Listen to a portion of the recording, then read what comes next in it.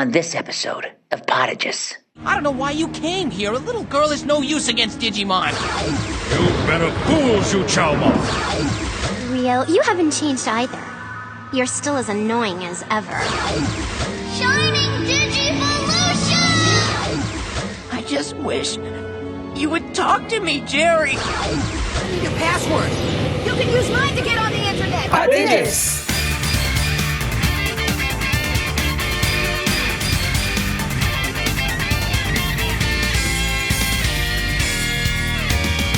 Welcome to Podigious, episode 310, Absolute Destiny Apocalypse. Digital World Part 4. Racist Digi-God, D-Reaper Introduction, and Biomerge Character Development. Recorded June 12th, 2016. Podigious is your critically nostalgic, analytical tour through the Digimon anime. I'm Jeff Ruberg, and I'm joined by Diginome's Ashley McDonald. Hey Rio, I heard you were a wild one. Ooh. I don't know the rest of the words to that song. And Asher Softman. Zetai, Unme, Moku, Shiraku. Oh, also happy Shavuot. And Andrew Softman. I'm capturing the objective. Is that a Destiny reference? What? No. Is it a Overwatch reference? Yes. Oh. That was random. By the time this episode comes out, Overwatch will be like long dead. Yeah, that's true. Oh. I mean, the last one we recorded, I recommended Orphan Black, and I'm like, oh god, Orphan Black's gonna be like so over by the time the episode comes out. Anyway. Yep. Topical gaming references. It's not gonna die out that quickly. Topical Hebrew holiday references. This week we're looking at episodes 37 through 41. In episode 37, No Mon is an island, aka Big Brother Mon. The kids split up and ditch the side characters as they cross a bridge over troubled Digi-waters. Henry merges with original Lopmon to solve his anger issues by destroying the house of the Digi-God of racism. In episode 38, Azulongmon explains it all, aka Azulongmon explains some of it. Zhuqaiomon chases the kids around in a yin-yang snow globe before he's interrupted by the ghost of 02 Exposition Past.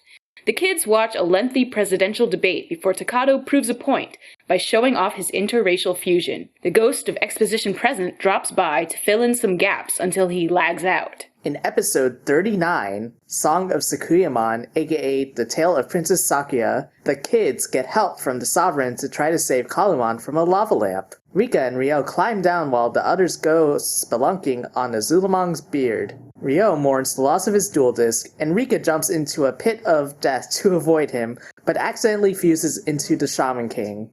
In episode 40, John Yu's Arc, aka John Yu of Arc, Beelzemon gets some Chrysalimon karma, and Calumon unleashes a communist Digivolution revolution. The monster makers install a botnet to hijack thousands of computers so they can summon an Uber. In episode 41, Homeward Bound, aka Homewar Bound, Guillaumon wishes sentience into their Uber so they don't have to summon another one during surge pricing. Everyone reunites with their families except Immon and Jerry, who reunite with loneliness. Takato accompanies Jerry on a 3-hour train ride and confesses his feelings, and in return, Jerry reads him some nutritional information. Tokyo installs a giant lava lamp, and still no one has noticed Jerry's eyes somehow.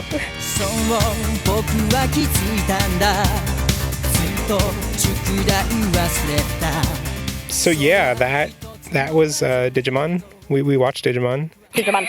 So Digimon. The structure of these episodes, there's the built-up Zhuqaiomon confrontation and reconciliation, and then D-Reaper introduction, and then going home. And yeah, let's go around and say what we thought about it. Ashley, what was your reaction to the arc? It was very positive, right? You loved it, right? No, I thought these episodes were boring. I cannot... A lot happens in them. There are many things. There are lots of characters. I think there are too many things, and therefore I was just like, I can't care about any of these things. Like, all or nothing, guys. Now I'm at nothing, and I just don't care. It's just like, here's a racist bird. You can't fight, like, you fight him, and you biomerge, and then, he's not the real enemy. The real enemy is a red blob, and I'm like, I just don't care. And then all the kids come together, and I'm like, yeah, like, I can't care about all of you collectively either. I don't have the energy. I definitely, not on the arc as a whole, but on a microcosm, there was one episode in here that felt like the return of the general. I think it was episode 40. It was the one where they're just like on their way to go home, but they're still in the digital world, and it's just like that just felt like and I guess it was showing a lot of the episode was spent showing the parents in the human world, like what they were doing to set them up to come home and stuff. And it just felt like it reminded me a lot of the early episodes of Tamers, where it was like nothing really happened, it felt like, but there was a lot of scenes, and they weren't unimportant. They were like valuable scenes, but it just didn't. I don't know. Right. Yeah. I think a lot of importance happened here, but like none of it is given any care, really. And so I'm just like, well, I don't care if you don't care, show. Like, what's up? I mean, those scenes that episode I was complaining about, I feel like not like it was lacking care, but that it was a kind of pacing that I think works well in anime in general, but doesn't really play to Digimon's strengths at all. Like, Digimon's strengths are having memorable set pieces each episode, and I think we kind of return to that form for the digital world, for some of the digital world. And now we're going back to it. I'm like, oh yeah, I forgot how like on an episode-by-episode basis it kind of feels weak. But the fact that you're feeling it on the arc as a whole is more damning.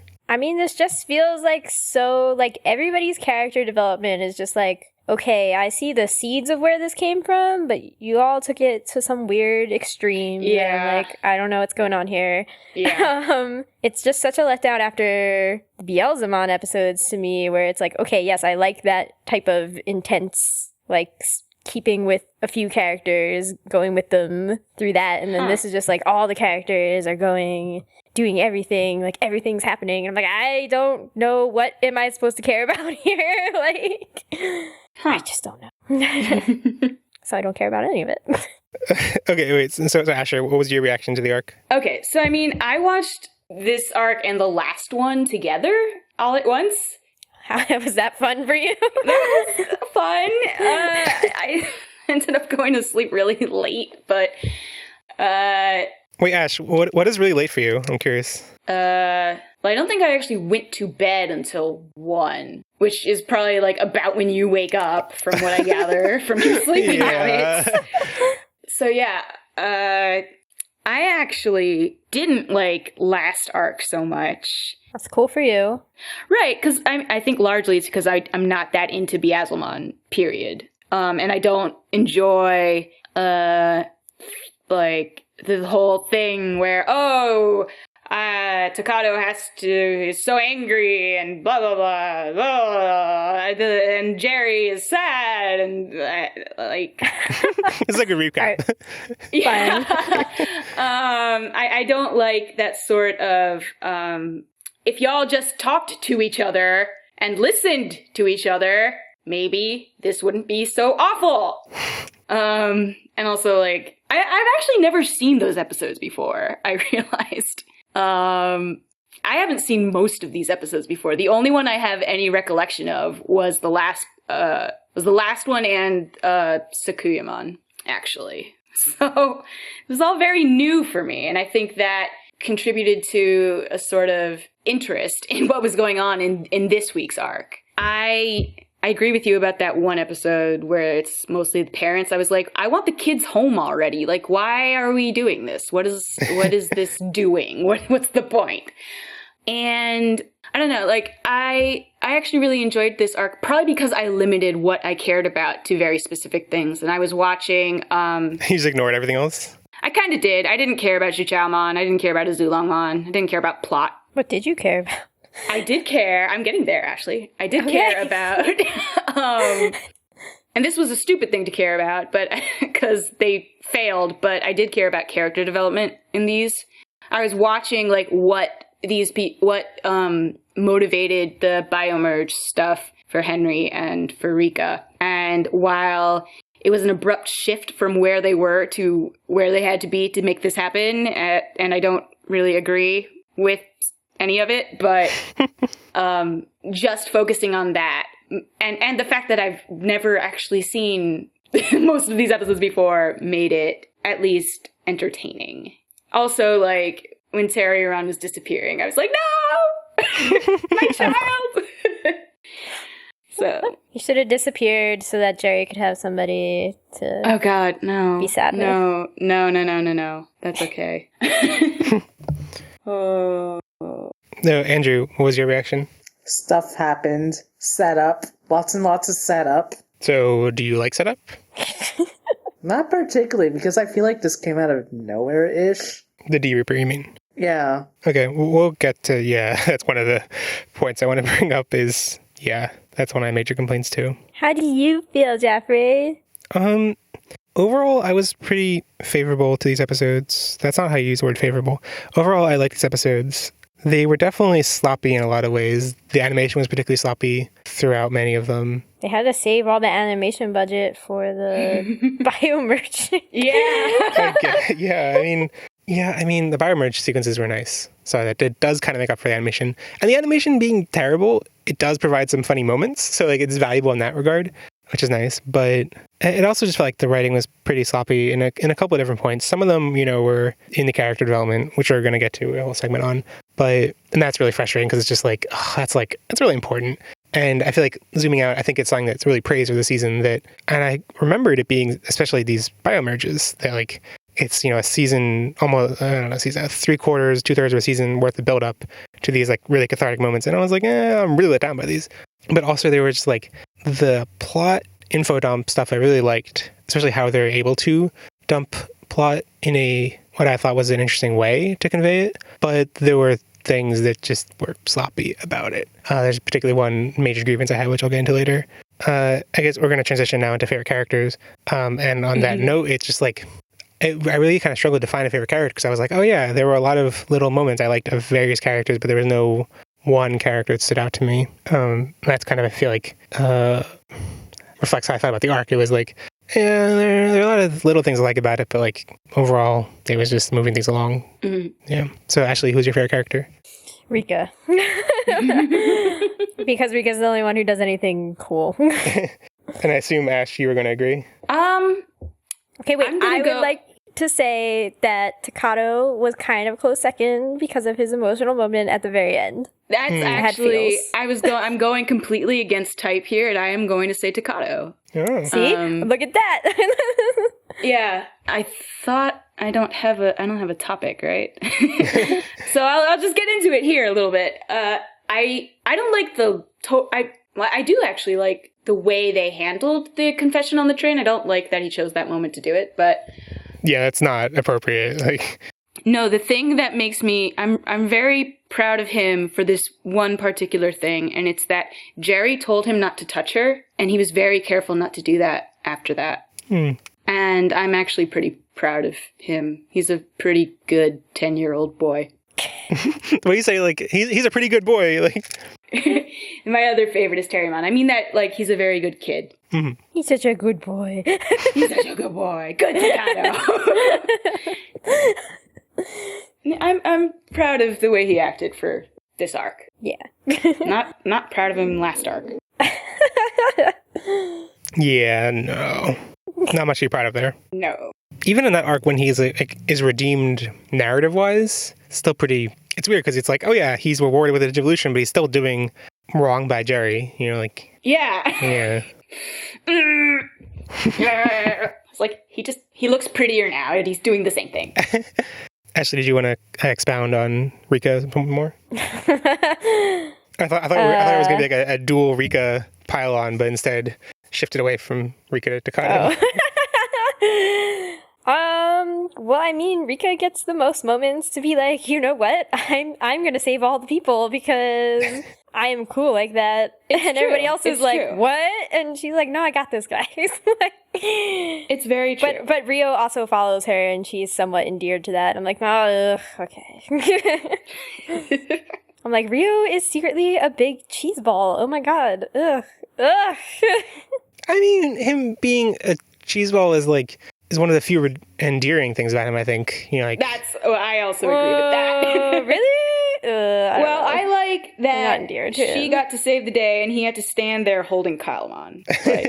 That is a dynamic I can get behind. Okay, see, I like when Calumon, digivolves all the Digimon or whatever, and then he falls into Rika, and I'm like, yeah, I like it. It's dope. Yeah, I like that too. Andrew, who's your favorite character? I guess Rika. So hesitant. without any strong feelings towards it? I don't know. I really rushed through these episodes because I didn't realize we were recording today. Did you watch them at 2 times speed? No. Is that a thing you can do? No, you can't do it on Netflix. Yeah, you can't do it. Yeah, if you're watching legally through you Netflix. Can't do it legally. I see. But I really did like what Rika went through. Do I have to pick a Digimon? I forget. No. We just pick one. That's the fantasy draft where they picked two. I want 2. You already picked Terriermon in spirit. Shh. Okay. And Riley's always picked for you. Did she even talk? I don't remember. She does talk. She was like, I called all the parents to come pick up the kids or something. And Yumaki was like, cool, thank you for doing that thing where you called all the parents. That's pretty much how it went.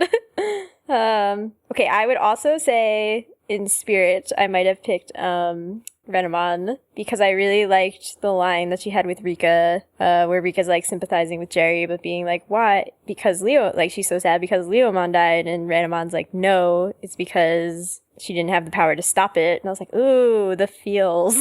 Yeah, that was good. I think it was both, though. I think she is sad. Yeah. I mean, sure.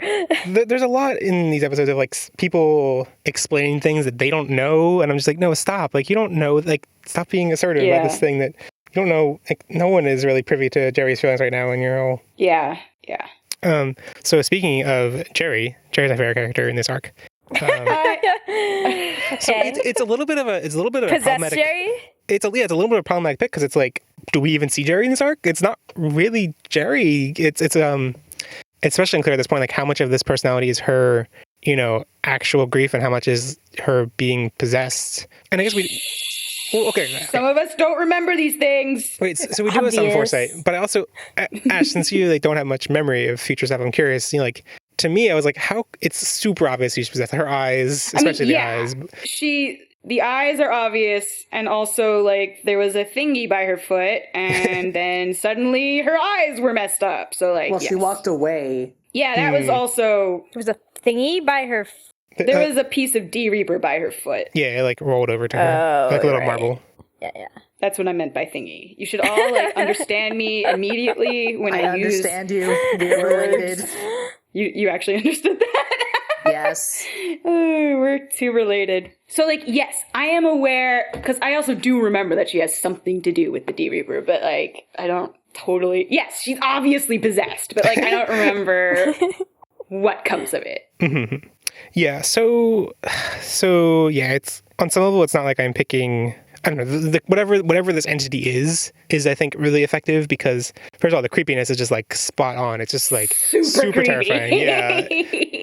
Like, oh, that's just, it's not likable at all. And it's like extremely effective.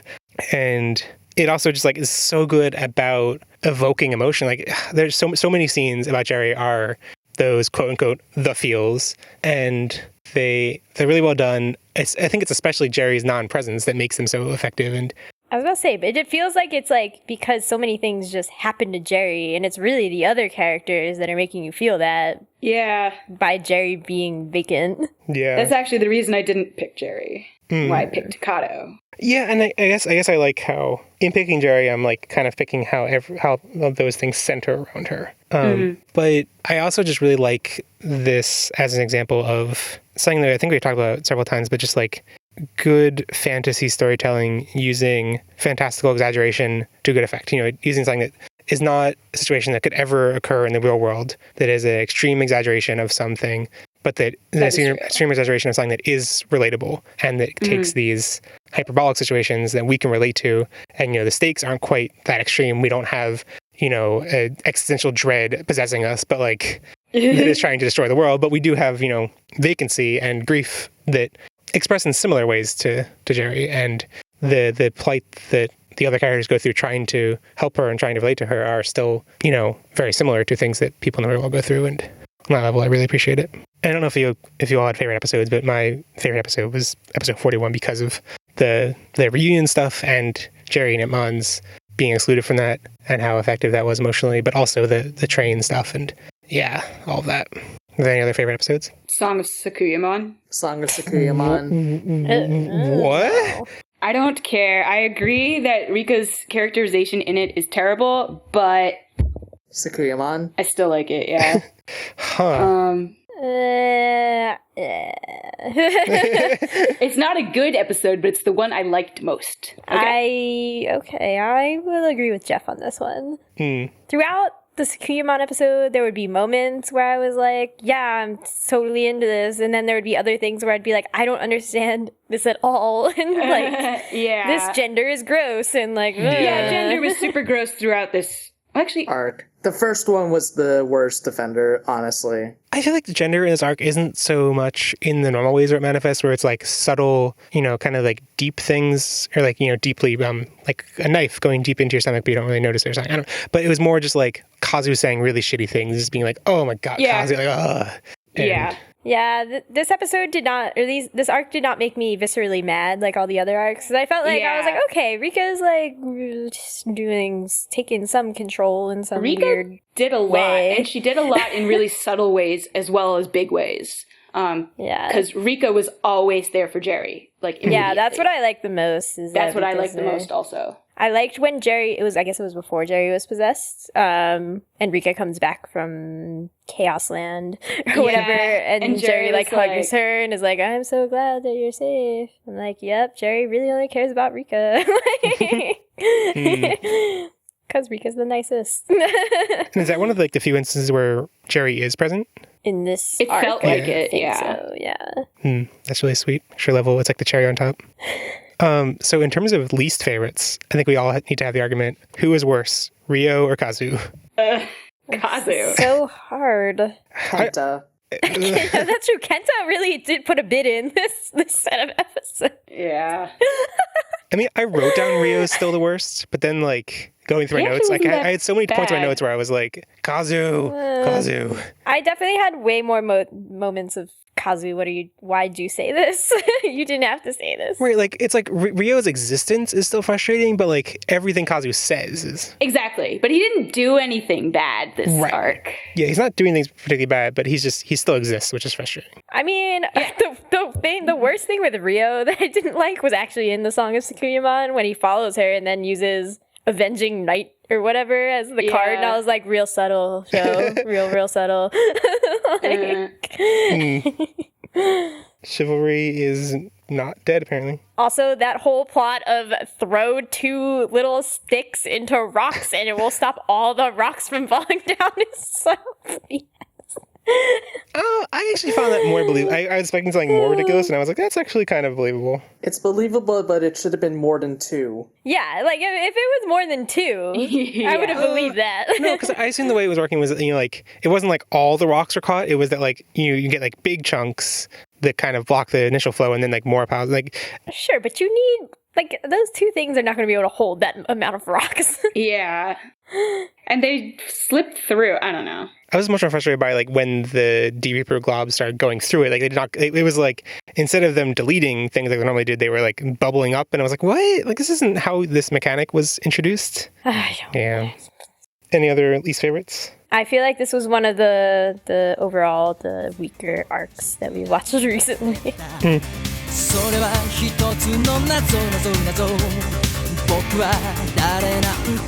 So we finally got the reveal of Zhuqaiomon. We don't have to keep saying the sovereign or whatever.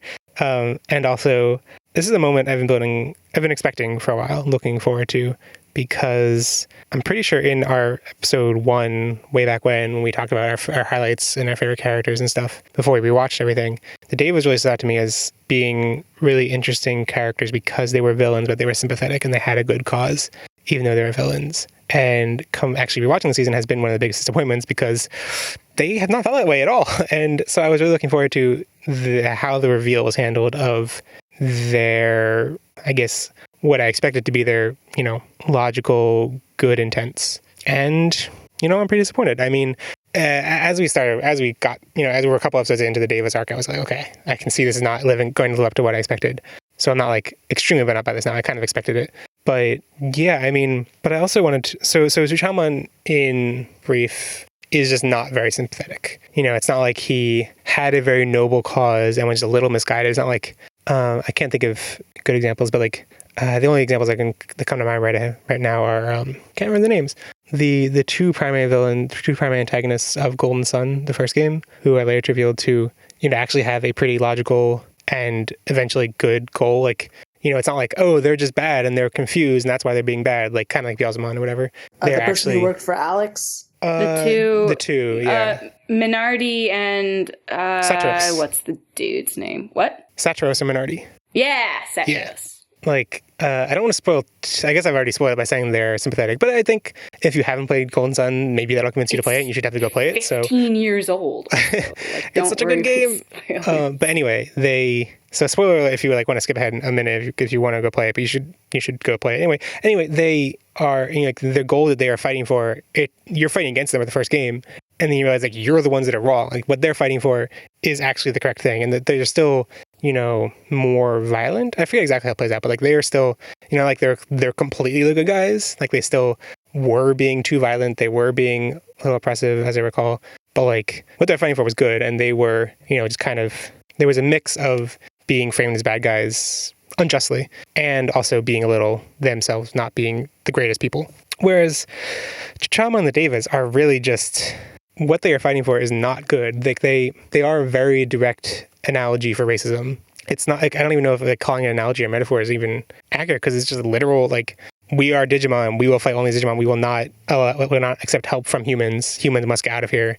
It's in the Digimon world, that is they're digital Digimon race and human race, and so it's not even an analogy for racism. It is direct racism. And my thoughts are kind of all over the place in this, but a common thread that I've heard a complaint from people when they go and rewatch Tamers is that they are really frustrated with how basically the conflict with the Devas for an entire, I don't know how long it goes, almost half the season of the show, could just be avoided by talking and hashing out feelings.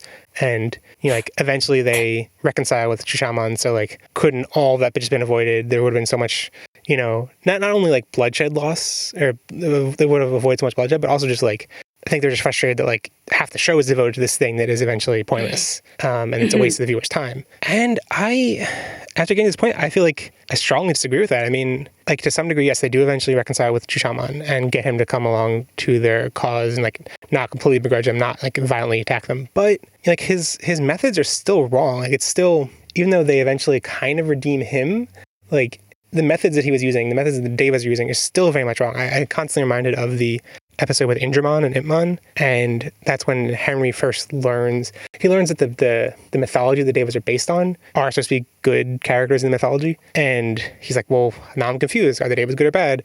In the scheme of things, that's kind of irrelevant. Whether the characters they're based on are good or bad is irrelevant to whether they are good or bad. But anyway, Henry judges by how Indramon treats Impmon and how terribly he treats Impmon is even if these guys are supposed to be good, this is not good.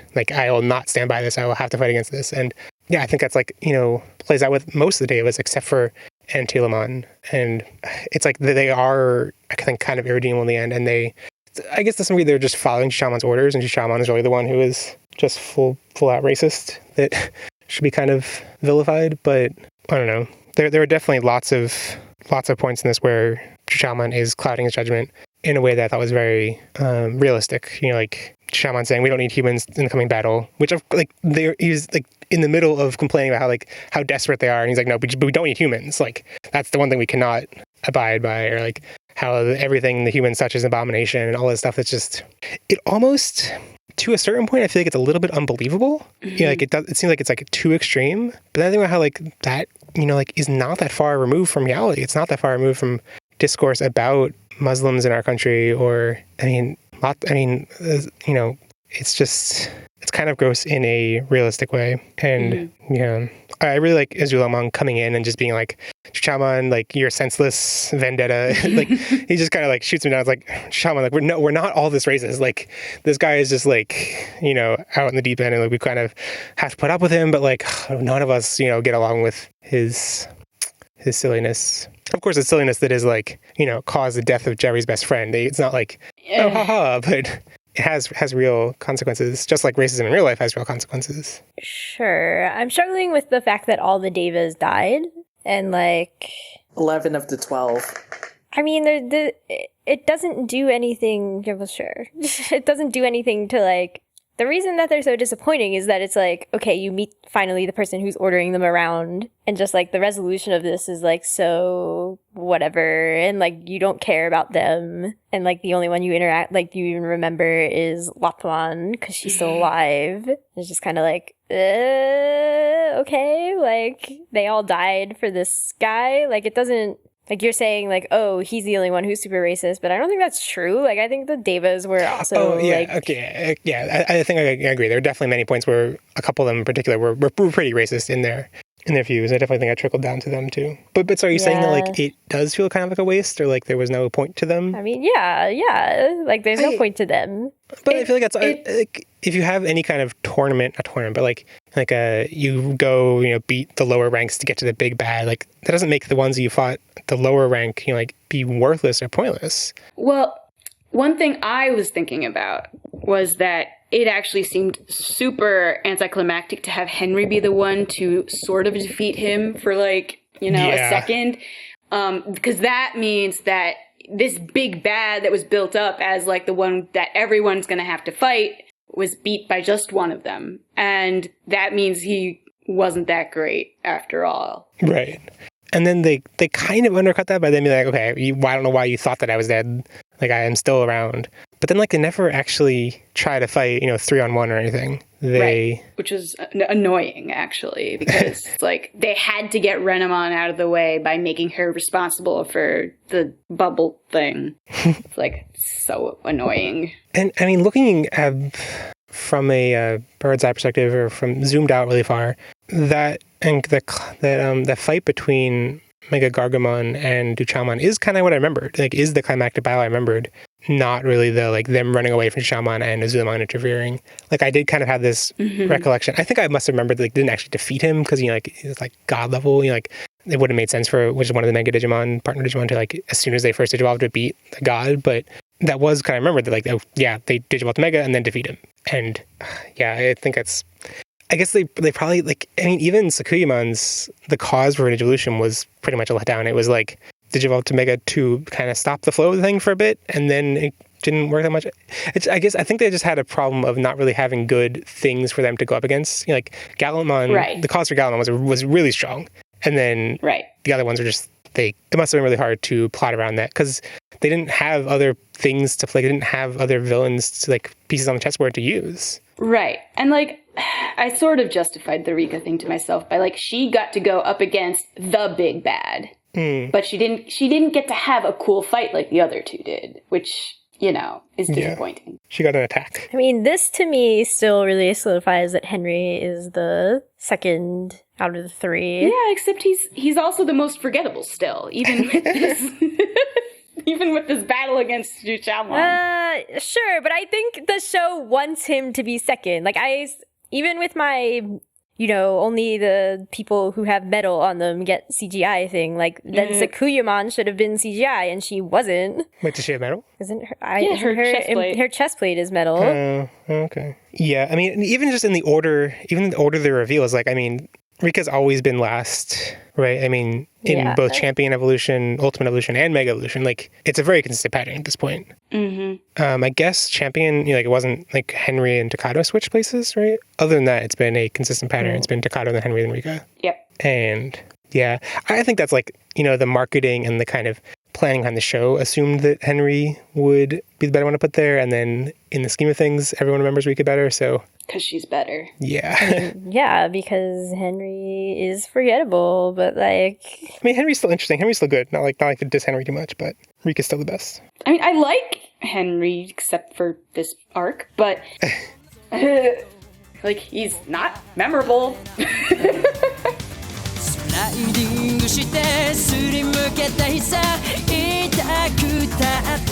Okay, so now we have a Patreon submitted topic from Sam Kruagamon, who I guess we should start mentioning has his own podcast now. I mean, it's the Moncast where they compare Pokemon and Digimon. And so the topic that he submitted was about the D-Reaper and the Reaper's introduction. A couple of different points for us to talk about. So the first prompt was, what are our thoughts on it as an enemy / concept? I like it as a concept. So what do you not like it as? I don't like blobby nothingness enemy. Like Blobby McGoopface. Yeah, like it's not fun to watch fight because it's unbeatable and it doesn't have a personality. It doesn't act on its own at this point. And it's boring. This is the point where I would say Tamer's pretentiousness has gone too far to make the enemy literally chaos. That's not cool. I still, one of my major frustrations with this introduction to the Reaper is in terminology. And that's half of it. There are two. So I'll get to the second one. There are two terms they keep referring to the D-Reaper as, which is chaos, the first one. And I'm just frustrated because that's not what chaos is. Chaos is not deleting things. Like, chaos is the spread of the increase of entropy, like taking an ordered system and having it kind of disperse into a less ordered, I don't want to say more chaotic. And people also think of chaos as being like randomness. Chaos is not random. Chaos can be, I took a physics class about chaos once, so in college. But chaos can be, completely predetermined, have mathematical formula for everything. It's just, I forget how it's actually measured. It's like a certain level of disorder. Well, okay, I want to push back on that a little bit, because in a world made of information and data constructed in a very orderly way in order for anything to work, I could see chaos being what it is in Tamers and making sense, but they don't explain that. Right. Also, in a mythological sense, chaos was also the sort of nothingness that existed before the gods. So, but they don't explain that either.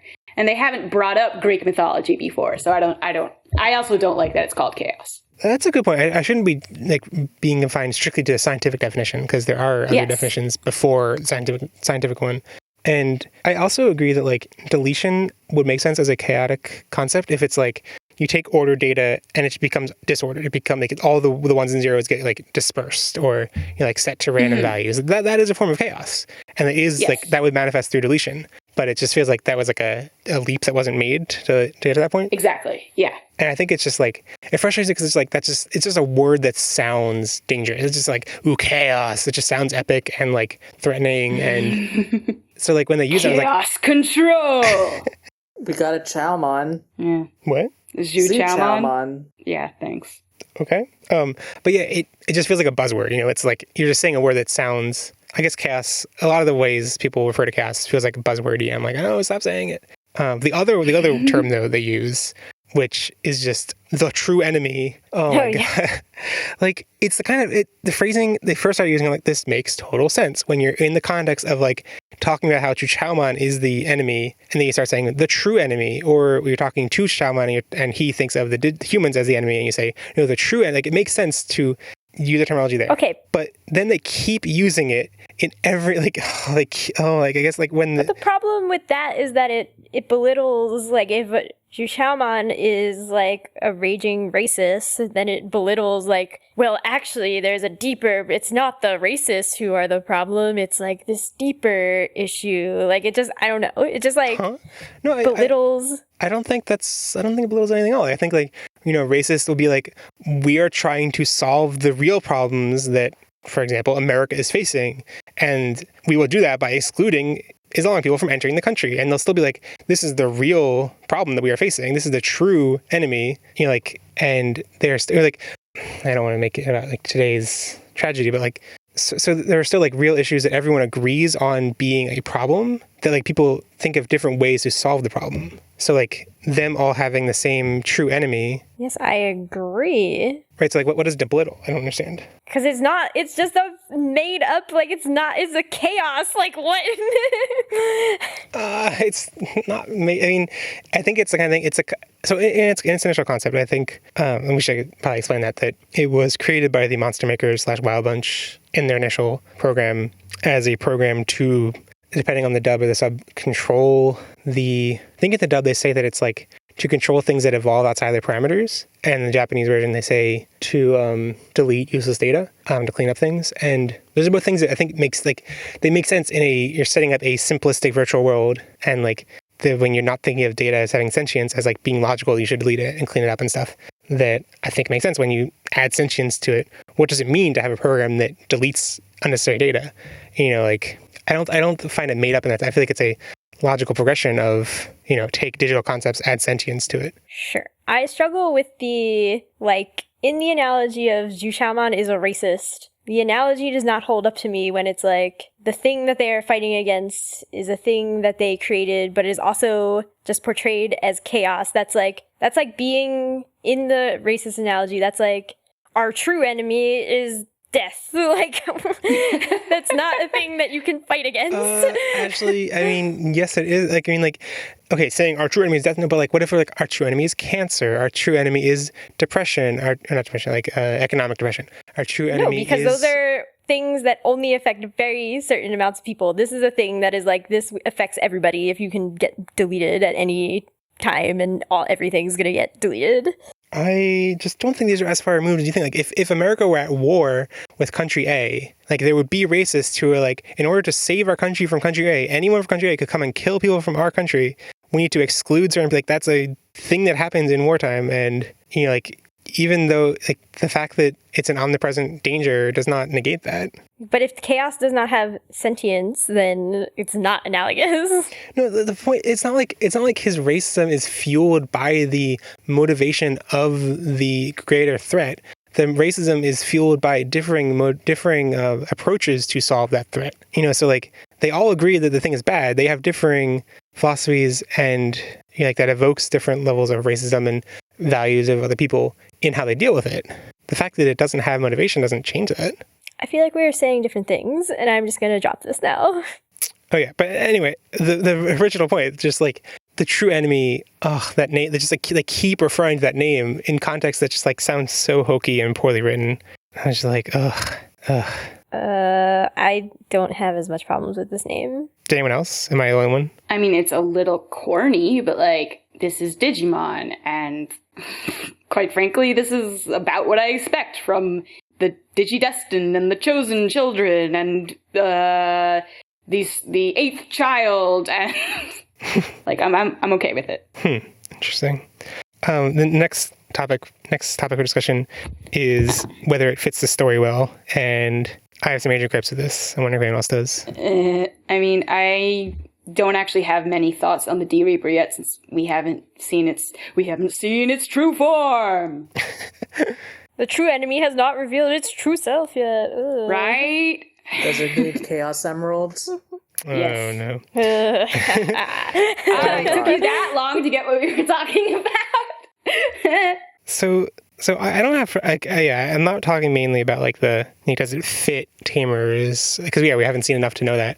What I'm frustrated about is how shoehorned it is, how shoehorned in it feels that this huge threat that is the motivation of all these players, the Devas, whatever, that it has had no foreshadowing. It has had not even just foreshadowing, just it has not had any effect on the world up until the point where it's revealed, and then it has a huge effect on the world. That is just... Well, I think it's we were talking about Rio a couple of episodes ago, but to the extreme. I think it's several degrees worse than Rio's. I guess I sort of disagree a little bit, because I do feel that Zhuqaiamon's, hatred and mistrust of humans might have something to do with this threat, because people do turn on each other when there is an external threat, or they band together. It brings out the extremes in people. So, for me, the whole Davis arc leads up to this. Yeah, that's fair. Yeah, it does. I guess the frustrating thing is that is a logical reason for someone's anger and mistrust, whatever, to manifest. But it never felt when we were seeing the Devas being super racist and evil, or whatever. It never was I wonder if it's because they're actually under some other threat, and the anger that we're seeing is caused by that. So the thing we talked about before with we talked about a couple of times whether the data that we were seeing kind of disappearing from the wasteland area, and if the fact that so much of the digital world was wasteland were signs of D-Reaper wreaking havoc, and if the digital world was in a state of disrepair because of it. And it turns out that's mostly not the case, that the wasteland is wasteland because that was what they say that it was the way the digital world originally was, and they built more advancements on it later. Mm-hmm. And the way they talk about the D-Reaper, like, being in hibernation for so long and, like, just now starting to maybe appear, but most people haven't even seen it. Most Digimon haven't even seen it before, I think implies that it's not like they're in already a state of disrepair. But that's the kind of thing that I think that's the kind of thing I was expecting. Like, little signs that something's up, that there's something wrong. And instead I guess it's just normal for villains to have motivations like that, or to have feelings like that, so I didn't think there'd be anything to it. I don't think it's logical to expect viewers to think there's anything to it. I don't know. I mean, it's not like I would have expected the D-Reaper to exist before this, but I mean, except for the part where I already watched the show, but like it doesn't to me feel out of the blue. Like, it makes sense to me now that it has been revealed. The backstory makes sense, like why they were so intent on getting the human world, because maybe they'd be safe from the D-Reaper, which is not the case. But okay, see, what do I know? I feel like the issue that I'm having with this, like, racism metaphor, then true enemy thing, is, like, normally the problems of the world, it's like, it goes in both directions. Like, the racism comes from the fact that the humans created this program that's deleting them all, but it's also, like, the true quote-unquote problem normally comes because humans are also terrible already and already have those racist tendencies. Like, they compound upon each other, whereas I don't feel like that's true here. I really think you're looking at things from, like, I think you're, like, putting into the equation of the analogy, like, very different things. Like, how do humans causing cancer because of racism? There are You really want cancer to be the only one that applies here, don't you? But that doesn't make sense. Like, cancer is not a thing that happens because of racism. That is not an analogous thing. Right, it doesn't. Like, that's why I'm confused. But that's not what this analogy is, because it's like the humans cause the chaos, which, okay, I guess behaves like a cancer, but like that is just a mixed metaphor. So your main point is that, like, the Digimon have a reason to be racist against the humans because they know that the humans created the chaos, which I don't think is ever stated in the show. That's why I had this huge disconnect, because I don't think Shaman's ever like, they are the reason this thing exists. Like, even Zhuqaiomon, like, blames themselves for, which I don't think is fair, how he's like, it's our fault for digivolving too much. Like, I don't really feel comfortable. Gosh, I have so many problems with fault in this show, is basically what this comes down to. I just wanted to ask everyone, what do you think about, how does the D-Reaper compare to other villains in other seasons of Digimon? Do you think I guess that's not a good thing to answer now because we haven't seen it fully. That's not good. We can do that one later. Yeah, okay. Yeah, I think we'll have a lot more things to say about the D-Reaper once we get further in and see more of it. At this point, it's just a thoughts about its introduction topic. So look forward to more D-Reaper. Yay!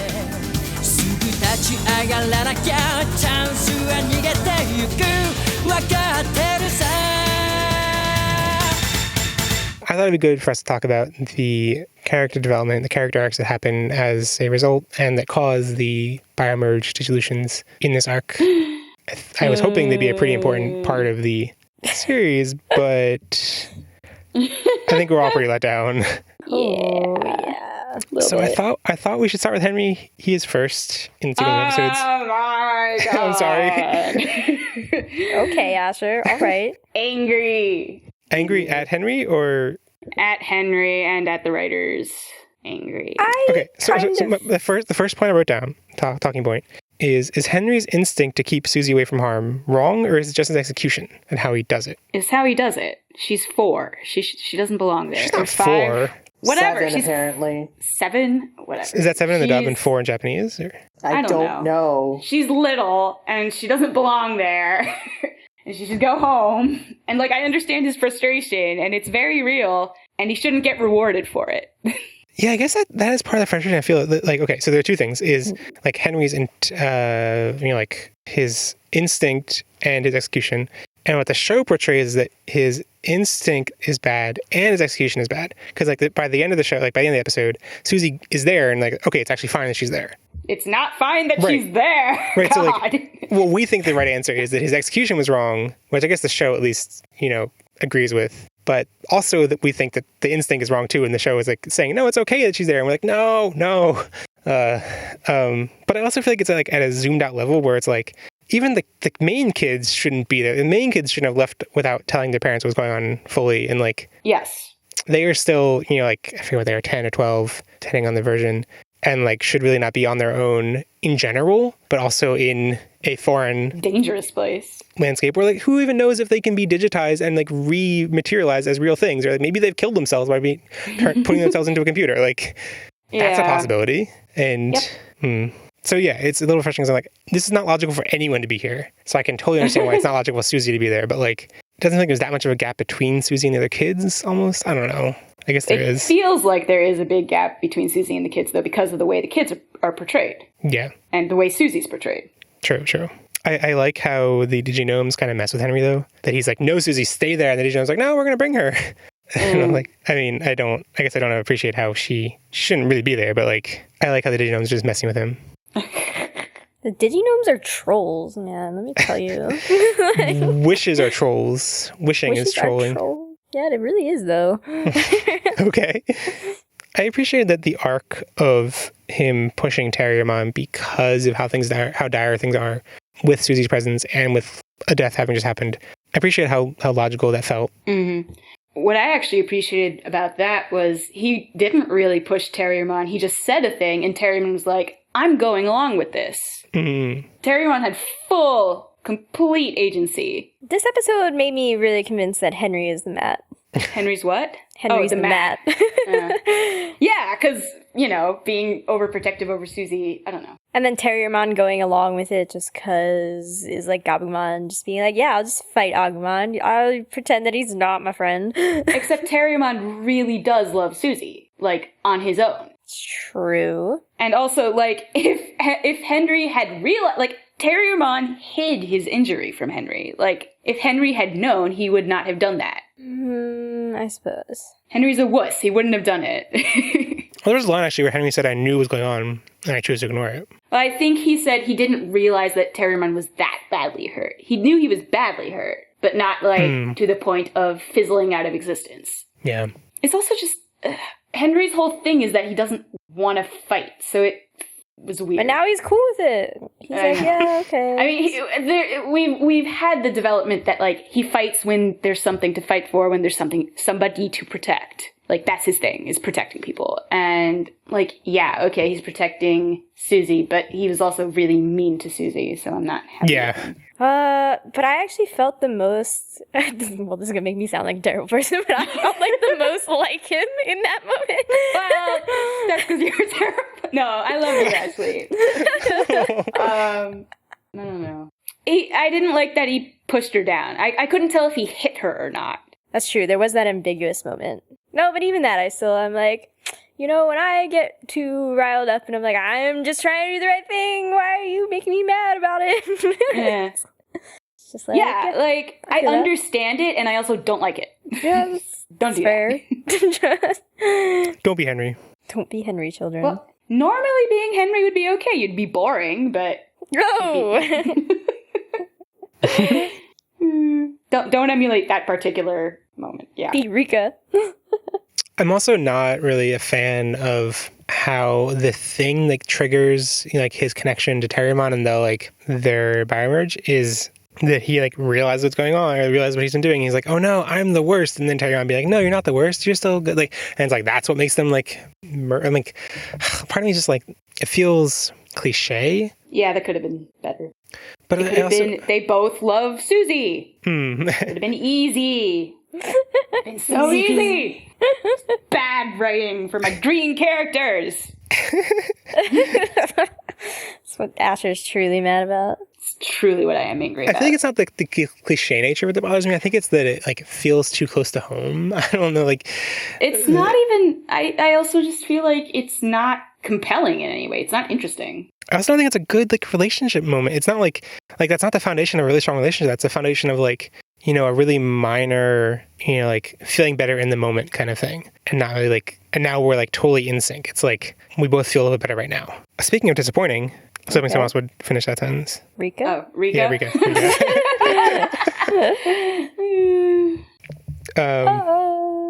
So to frame this, we all really appreciate Rika in this arc in general, right? But it doesn't make it logical. What?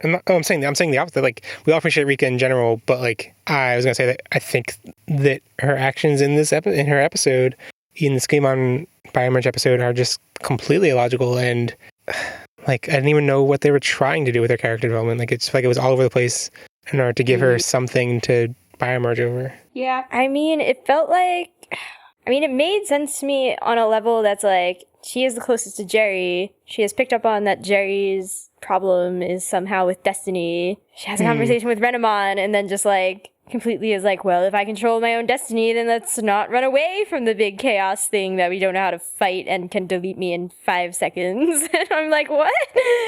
Okay. So let's pick this apart. You already ran into like several things that I want to complain about. Okay. I know this is mostly just a dub thing. So first I'm going to play the dub thing, then I'm going to move on to the original. But like her question to Renamon of like, can we change your destiny? And Renamon's like, sure. Then she's like, so can we change Leomon's destiny? It's like, no, Rika, you're not that naive. You're not that childish. Like, you know that if you die, like, ugh. I didn't think she was asking that in a serious way. Oh, you think it was just her being like, oh, that's... I think it was her lashing out in a way. Like, what... This would be the way to fix this problem, but it is barred to us. So, like, why is life unfair? It's getting at a larger question without asking the larger question. Like, why do bad things happen to good people? It's the Odyssey. The Odyssey? No. Oh, God, I have to write this word down for you. The Odyssey? Yes. It sounds just like the Odyssey, but though. Not the Odyssey, as in the epic poem by Homer. The Odyssey. The Odyssey is the question of why do good things happen to bad people if there is God or if there is any... So, I mean, I don't know.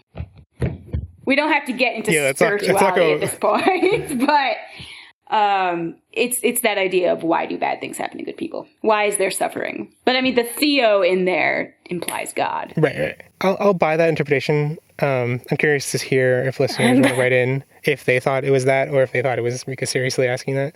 She's not dumb. 10-year-olds know about death. No, but like she's not dumb. And so that makes so much more sense. But I thought the writers might think that she is. Like I wouldn't have been surprised if the writers did that. I mean, I wouldn't have been surprised if the writers did that too. But I prefer the version of Digimon Tamers where I write it. So. That's a good pull quote. Go on. What else do you not like about Rika? Oh yeah, what was the other thing? Just the whole logic of like, well, like they were being fairly. They had just reunited with Calumon. They were being fairly effective at running away. There was no real indication that running away would not have worked. But instead, she was just like, running away won't work. Let's just attack it. It's like, and I wanted to actually make this a like. There are a couple instances earlier on where like Calumon's protecting everyone in the bubble. And Guilmon and Terrymon jump out. I'm just like, what are you doing? Like, this is like, oh yeah. Just the fact that Dalmon has everyone in the bubble is an achievement. It was hard to get that to happen in the past. Like, they got split up because they couldn't all be in the same bubble. So I'm just like, no, my God, what are you throwing away by doing this? Like, and it turned out to be fine because they landed in water and were able to like, swim ashore. But like, I was like, how are you going to like? Are they going to pull some weird like crazy non-logical physics where like they fall down but then are able to be picked up again or something? But whatever. And then like Staccato jumps out of the bubble too. I was like, there's so much like male privilege here going. Like they're just like, we'll just be fine if we just jump. And I was like, oh. Yeah. No, but this is the one thing that made me mad was that like in comparison to those actions, which are like legit crazy, it was like Guilmon and Terrymon were like, let me just go fight Zhuqaiomon. Like, yeah, that'll work. Yeah. And just like them doing that and nobody yells at them. They're just like, oh, come back. Like, And then everything that Rika does, they portray as like, Rika is batshit crazy. Like, oh, yeah, that's true. That happens like later on, not particularly in that Zhuqaiomon episode, but like when she tries to help Emon, like Kazuya just says she's crazy over and ugh. Yeah. Kazuya the worst. Yep. And like everybody is very insistent that Rika has lost her mind. And I'm like, have you seen what any of you boys have done in the past? Like, please. Yeah. Give me a break. Yeah. But so yeah, I guess I'm just frustrated by the idea of the biomerges being reliant on not just metaphorical but literal leaps of faith because it just feels frustrating. Yeah. Yeah. So much literal leaping of faith. The thing I do like is the return of Rika's confidence, though. Was it gone ever? Yes! Oh, we had a whole episode arguing about this. That's true, okay. But now I feel like it's manifested that, like, Rio always comes and, like, kind of tries to steal the spotlight from Yeah, that's annoying. Like, he's As like, long as I he's was there just with there to- Rika. As long as he's just there to hold her flower / Calumon, though, I'm okay with him. So this whatever. is a pattern I noticed, and it really frustrates me, and like also makes sense of this whole Rio Rika shipping thing. It's that so. First of all, it's just frustrating that Rio was like very prominent in this episode that's supposed to be about Rika. Mm-hmm. But I looked at who wrote the episode, and so it was Yoshimura Genki, who also actually misread the sentence. I thought I wrote who also is to blame for most Rio episodes, but it's not that. It's that the first episode is called "Blame It on Rio." Anyway, which is still a great title. I mean, he is also to blame for the episode. So, but yeah, like he wrote most of the Rio episodes, like Blame It on Rio, Goliath, which I don't know if I think we mentioned on the show that like in Konaka's notes, he specifically says like I didn't do the Rio character development. I left it up to the person who wrote those episodes. So he's also to blame for the Rio character development in general. There's such a thing?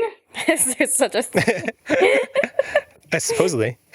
Yeah, so he was also involved, didn't write down the specific episodes, but he was involved in some of the early Rika-centric episodes. So it's like they were kind of tied together from the start. Like, and I guess like initial planning, like who's even going to write episodes? Like it must have been structured from that point. And I mean, I would have appreciated them to have been more firmly tied together from the start. Is basically what the problem is, isn't it? That's true. Like, yeah, if like in those early episodes of Rika, she had been like, there is this character who like I am trying to live up to. Like, yeah, that would have made things better. But like I would have appreciated everything that happens, like at least a little bit more if that had been said. Yep. Yeah. I mean, I feel like it might have been said once, but like not by Rika. I think it was said by somebody else, like some side shady character who was hitting on her or something. Said what? Was like, oh, she's only the Digimon champion because I don't think so. I think that was just like you inserting memories after the fact after they talked about that. Yeah. I have one more thing I wanted to touch on, which is just, I mean, you can also kind of have a few other moments you really liked, but the moment I really appreciated of Rika outside of the Zhuqaiomon episode was when she and Renamon go to save Entmon, but they did it without communicating, first of all, to each other, and second of all, to the audience. It's just trusting the audience, but also trusting each other. That's just like, I forget what they do, how they communicate. They're just like, we just need to go. And they're both like, yep. And then they leave. And then... Well, I mean, they find his bandana, right? Is that not the first thing? Yeah, they do find his bandana. So that made it clear to me. Yeah. I knew they were going after Itmon. But they didn't like spell it out. They weren't like, we need to go find Itmon to the audience or anything. Oh, I thought they had their whole moment of like, when we were Zhuqaiomon, I felt this overwhelming desire to protect all the Digimon. Did you feel it too, Rika? And she was like, yeah. Like, yes, that happened. Let's do it. Oh no, Rika's the one who said it was overwhelming though. That was a strange moment. I don't know how to feel about that. I liked it. It was okay. It was a little overwrought, but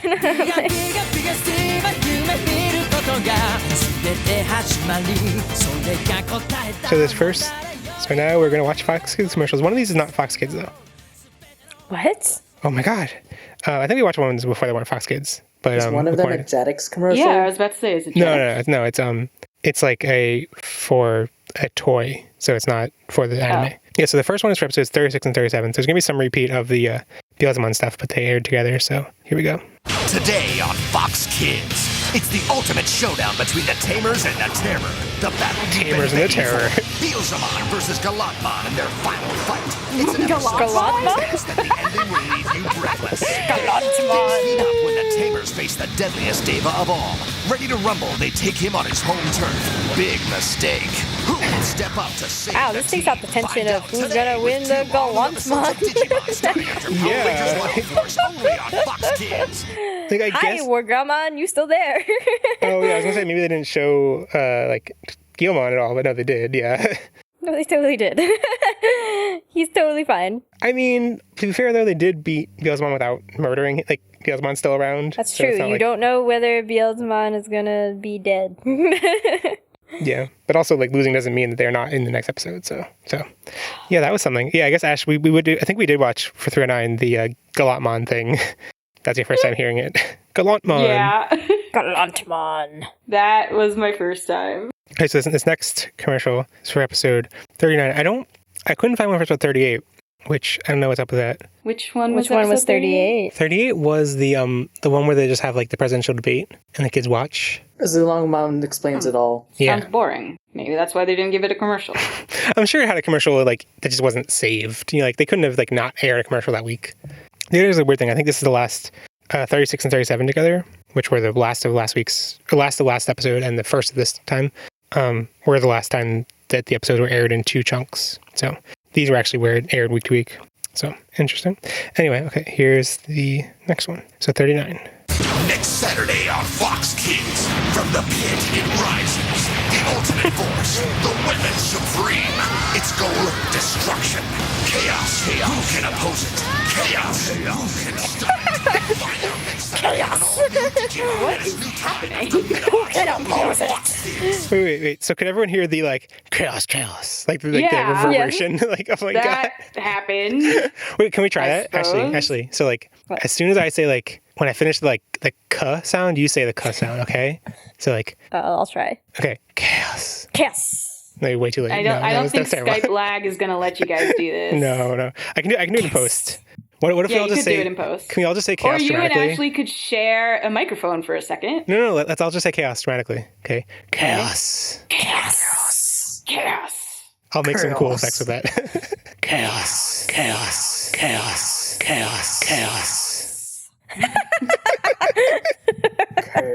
control. Who says that? I feel like this commercial highlighted what I don't like about this enemy, which is just like, who can fight chaos? Exactly. Nobody. Who can fight chaos? This is annoying. Aggravating.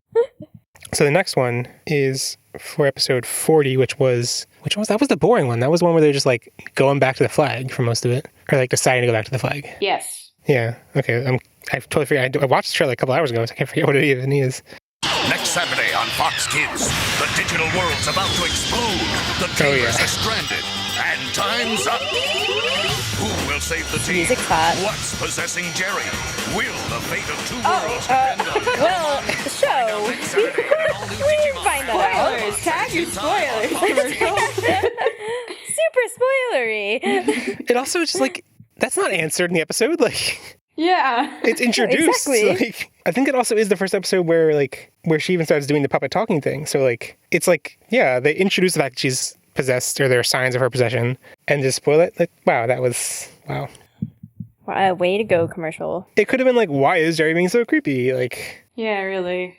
Why are Jerry's eyes drawn like this? Why does no one notice? Why does nobody notice? Okay, so this is the next one. Is one that is not a Fox Kids commercial because it's a toy commercial. So here we go. Already uninterested. Whoa! Evil Digimon are coming, and we've got to stop them. Oh, this toy. Only problem is they get fiercer in each world. Wow! Whoa! You're in world 13, That kid's but I can just beat pressing it with my buttons new that are doing D-power. nothing. Oh, Yeah, I know. Maximum power. Watch this. The D-power hooks up to my PC.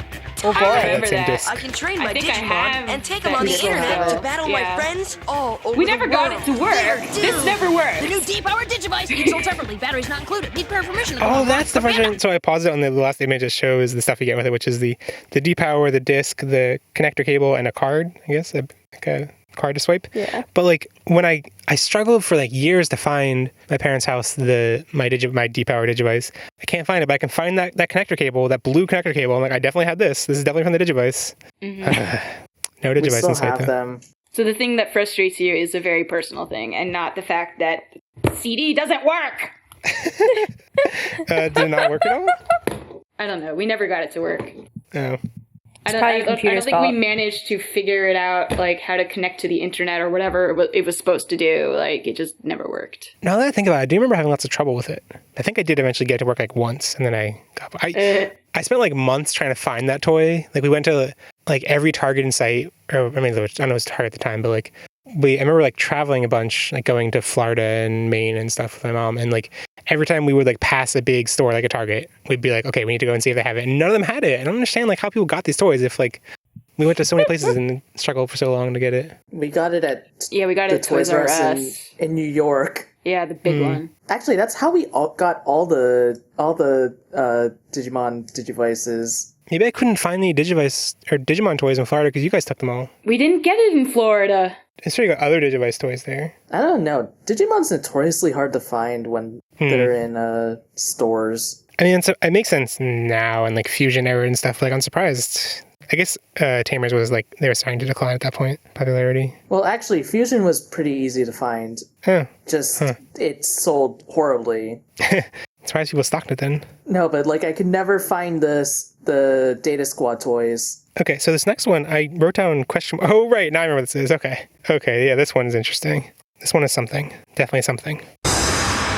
Should we just go in? Hey, someone's here.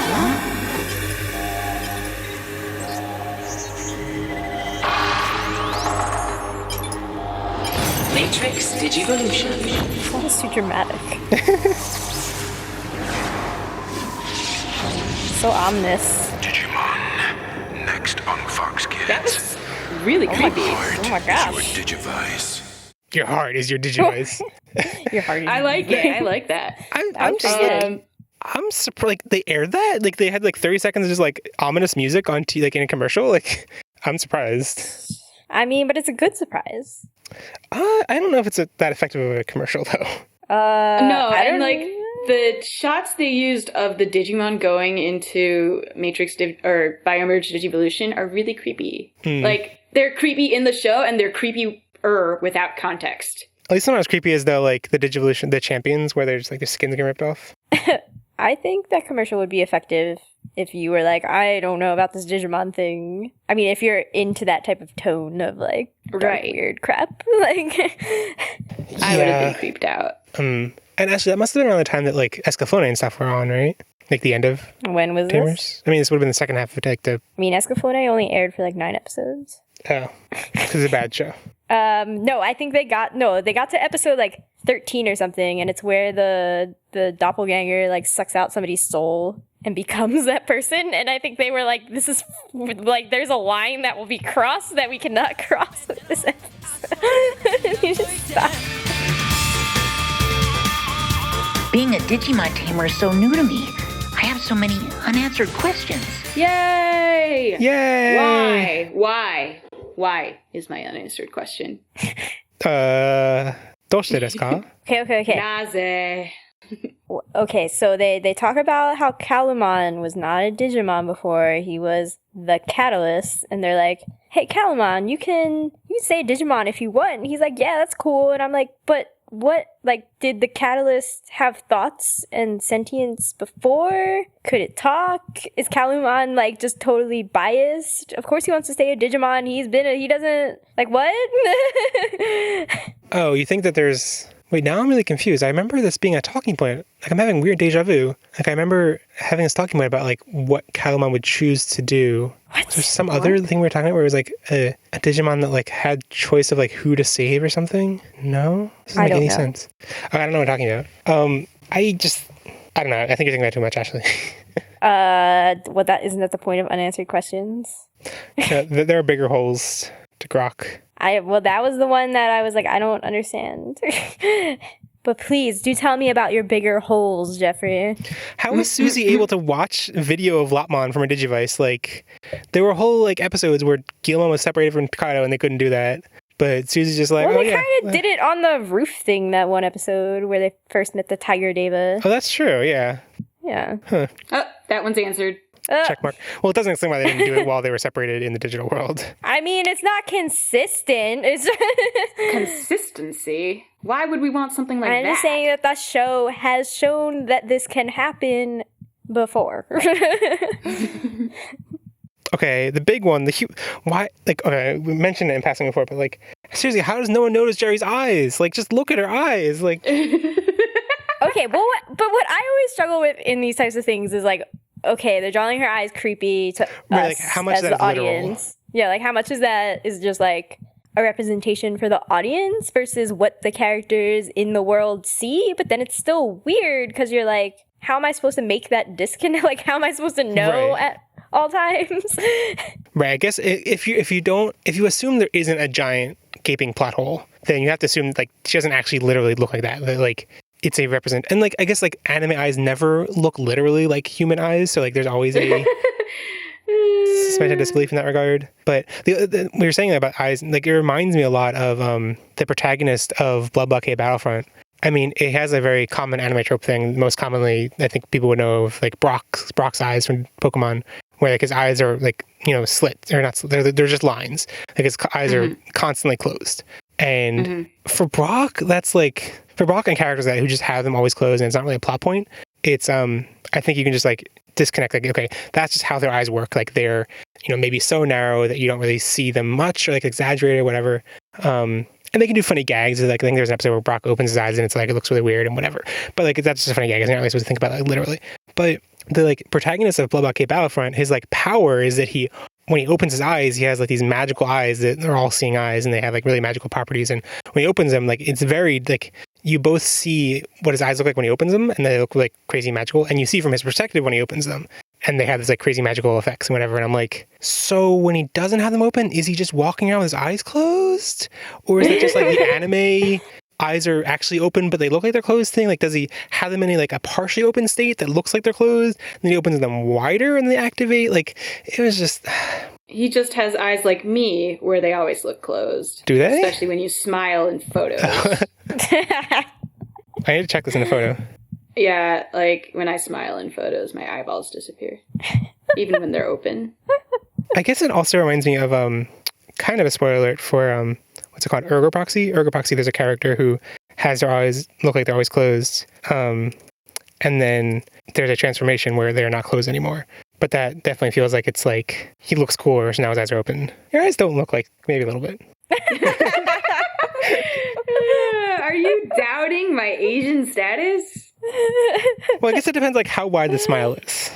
I mean, I can, if I try really hard, I can smile with my eyes wide open. But it's difficult. Do you think there are societal consequences to the entire digital world having lots of stratified different levels of digitolution and stuff, them all just becoming megas? Like, shouldn't that upset the society? It's socialism. It's communism, actually. Yeah, it's true. It is communism. No, they all live in peaceful harmony. Yeah, with all those Diaboromon. Yeah. They're just cool. Okay, this is... Okay. So, Zhuqaiomon, he's initially said, like, his initial plan was to hide Digillusion, to hide Calumon. Mm-hmm. I guess it wasn't. Like, they implies that he wished it from the Diginomes or whatever, that to hide the power of Digillusion in a Digimon and hide the Digimon so that the digital world would seem like less of a threat to the D-Reaper or whatever. And Zhuqaiomon is saying that they need to digivolve further in order to fight back. And Zhuqaiomon says, no, we need to stop digivolving. That's going to make things even worse. And then once they reclaim Calumon, Zhulong says, Calumon, activate your Digillusion and evolve everyone. And it's just like, what? Zhulong, what do you do? What? We don't look for consistency around these parts. Oh, it just... Yeah, it's pretty frustrating. I guess I always found the Zhuqaiomon saying that Digivolution was a problem and they need to stop Digivolving is a, like, I think our message is never stop Digivolving. Like, it's not something we agree with politically, so... Never stop Digivolving! Your differences! Why did Takato get 5 lunchboxes? Or bento boxes or whatever? I thought it was 4. No, he had 5! I counted. There were 5 of them. No, there weren't. Believe you. For the trip back, maybe. Oh, maybe. So there was Takato, Jerry, Guilmon, and Calumon. Was like one of them for Leomon? Because that's really depressing. No, I assumed he was giving 1 to, like, 2 to Guilmon or something. Yeah. Well, that confused me because didn't Guilmon ask for 2? And then he was like, no. Like, he made it seem like it was like obvious who the 5th one was for. Guess we'll never know. Did make that obvious. 5th one was for Jesus.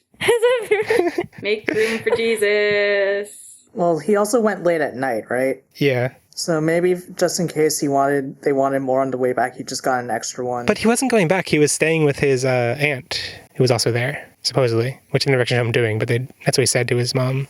Oh, yeah. I'm just like, why does... Like, they make it seem like, oh, Jerry's all alone. That's really sad if somebody else takes her to her parents. And I'm like, I disagree, but all right. I mean, it's like a 3-hour train ride, so they really didn't communicate that well in the dub. I think in the Japanese, just assume viewers know where Matsumoto and where Tokyo is, so they know how far it is. But in the dub, it's just like, at first I was like, are they just taking the train to like a different part? Are they taking her to like a normal house? I guess they did mention that her family was away, but I mean, they implied that it was not where she had left from. Right, that much was clear. At first I was like, is this another part of Tokyo? And like, no, it's actually like in a different prefecture. It's significantly far away. It's in Nagano. Like it. I just don't understand. Whatever. I'm just frustrated. Like, why did her?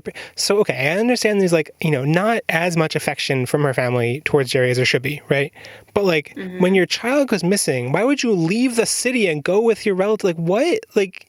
Well, I thought it was because they were evacuated. Yeah. Oh, okay. That's a yeah. It's not because of her. Yeah. Okay. Well, no, I thought it was like like you're gonna miss her. Like she they shows went back on up vacation. It's like Home Alone. They were like, finally, we got rid of that girl. Great, let's go. Well, her stepmom seems okay. Her stepmom. That was really when the stepmom is like, "Oh my God, we're so afraid you lost you," and that was really. They were reunited. It was really sad.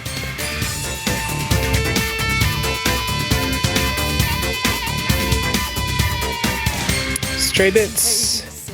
So, new Digimon. Anything to say about the new Digimon? Zhuqaiomon is the best, but why do we have to look at Rika's boobs when she's 10? Are they Rika's boobs or Renemon's boobs? That's the existential question. Okay, well, why does Renemon have boobs? Because she's a girl Digimon. Why do they have heels? I don't know. Because Digimon apparently knows shoes and gender norms. Miko mode is worse. Oh man, I'm just looking at the I guess it's a card from the Crusaders card game. It's just like, oh man, hold on. No, it's from Digimon Collectors. I don't know what this is. I'm pasting it in Slack. And it's just like her butt prominently displayed. Ugh. Yeah, there were a lot of Digimon this episode. And in these episodes, there were the 3 new sovereigns that we haven't seen in the anime before. There was Zhuqaiomon, who we've seen in season 2. The 2 new Mega Gargamon and Zhuqaiomon. Also a bunch of, when they just had Mega Digimon flying in, there were a bunch of them that we haven't seen in the anime before. Including Hoamon and Placeomon, and who are Mega forms of the original kids. And yeah, I don't know. Monodramon's cute. Okay, I do have an unanswered question. Why? Okay. If Rio had trouble controlling Cyberdramon, why, if he could always de-Digimon to Monodramon, why didn't he just do that? I don't know, though. I assume that was because of the magic of the arc, and it wasn't a normal thing he could do. What? What kind of answer is that? Yeah, it was the arc forced him to. I don't know why, but sure, yeah. Because they don't have much size in there. Also, space. Who called Ryo's parents?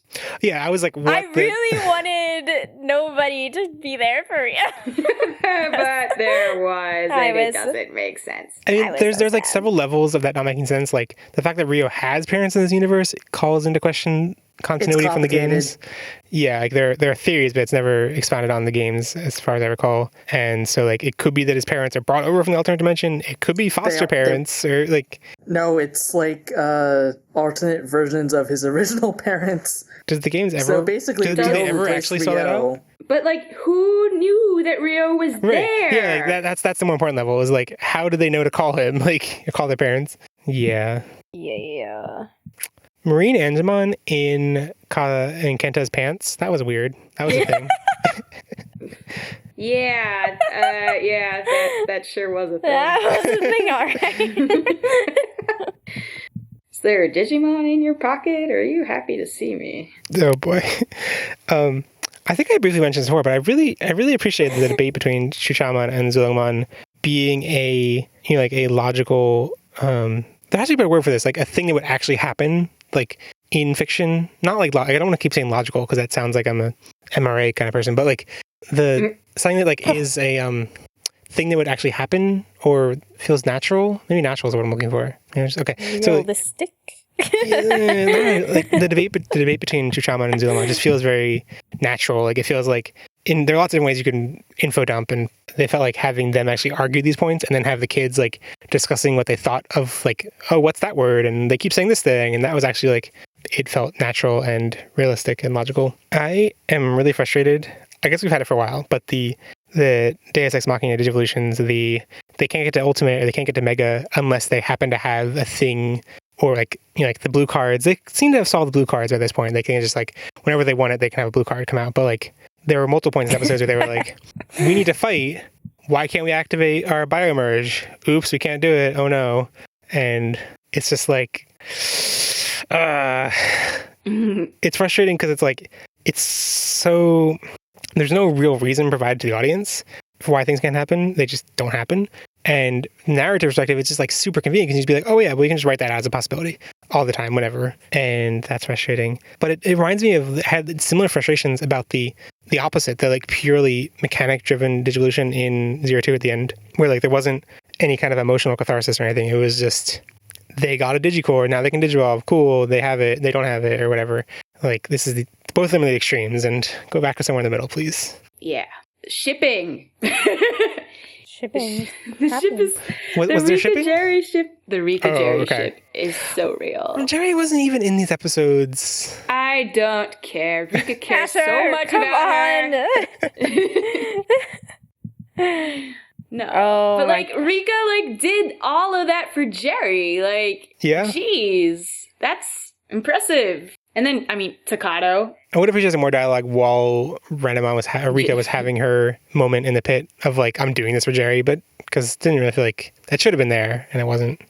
Also, I mean, Takato. He actually confessed his love. Yeah, that's literally, yeah, okay, yeah. Yeah, that was like actually a thing that happened. that was like, you know, kind of desperately sinking a ship, or not, but like, there are many holes in that ship now that are sad. Yes, but like his confession was actually very good. Like, yeah. I like you a lot. That was really sweet. I was like, oh, he just wanted her to be happy. It was sweet, but it was also frustrating, the timing, because like, yeah, the timing was bad. When a girl is depressed, you don't make them less depressed by hitting on them. Right, but like, it wasn't even that he was hitting on her. It was like, I actually like you and I want you to be happy. Yeah, I know, but like... But it was... I feel like he also did it partially for like, if I say something shocking, will you like talk to me? But no. Well, yeah, that too, probably. But I think it was also choreographed really well when he went to the other chair. Yeah. I mean, it did cause her to read nutritional information out loud. That's true. Yeah, she did say things out loud. It did do that. That happened. Progress. Have we ever seen Rio's Digivice before? I guess we must have. Yeah, he swiped the card. Yeah, this is the first time I noticed it. I was like, it looks really cool. It's all like I think everyone else has the same white plastic, but he has a different colored plastic around everything. He's special. Yeah. He's special. Okay, Ashley. Yay. Wait, hold on. We've got to do some singing. Exactly. This is a question I had, open question. Did Impmon and Jerry have any interaction before they went to the digital world? Impmon and Jerry? Yeah. Not any significant interaction that I can remember. Yeah, I can't remember anything. I don't think so. Because I really appreciate what they've done in terms of, like, there was a specific point of how when Leomon intervened with the Beelzemon fight, that Leomon was like, I don't know anything about you. Like, everyone else has invested in this debate. And he's just like, I don't know anything about you, but here's what I think from a neutral stance, whatever. There was a point in them not having an existing relationship, and that made it arguably more sad, whatever, or made it more logical that Beelzemon would feel okay killing him because he didn't have a connection. But like, now, I feel like there's so much of a parallel between Immon's situation and Jerry's. Like, they're both completely alone. I think that was on purpose. Oh, yeah. But like, I think it's kind of masterful how that's been set up now. Like, that they are such similar situations, and I would not have seen that coming at all. And they seem to come from such different places before. And now when they get to the real world, they both are there walking off. They're not walking. I mean, Jerry doesn't walk off on her own, but like, Emma walks off his own, and like both of them have family that exists in the area, but are just not able to show the right kind of love for them, and are not there, not present. Like Immon does. Like, the kids are still around, but they're not, cognizant of what's going on or anything of him or whatever to be there. And Jerry's family is away, and I'm sort of surprised he hasn't had a moment with Susie. She's about the right age. Yeah, a little older, I guess. That would, like, you think that would at least trigger some memories of the kids and be like making Especially like anger or with how something. grabby she is. Yeah. Hitmon and Susie should have been a team. No. No. Okay, this is from last arc, and maybe you guys talked about it, but okay, so first of all, what happened? When did Takato get his Digivice back? Did I just like look away for a second and it came back? I think you did, yeah. I think it just comes back. All right. Then my other question is, why Because didn't it's golden Jerry now. It's not like there was a whole thing about it becoming gold instead of red, or like getting the new one back as gold. I missed it. I think it's just the same one that just read whatever. So why? Okay, so Takato didn't have a Digivice, and he became a Digimon, and Jerry didn't have a Digimon, and she had a Digivice. So like, why didn't Jerry become Galantmon's tamer? Is what I want to know. Why? Wait. That would have been cool. Okay. Yeah, and then Takato would be stuck inside permanently, and like. Yeah, I don't think he'd mind. I mean, yeah, obvious question to ask. Obvious. Good observation. Obviously, it should have happened.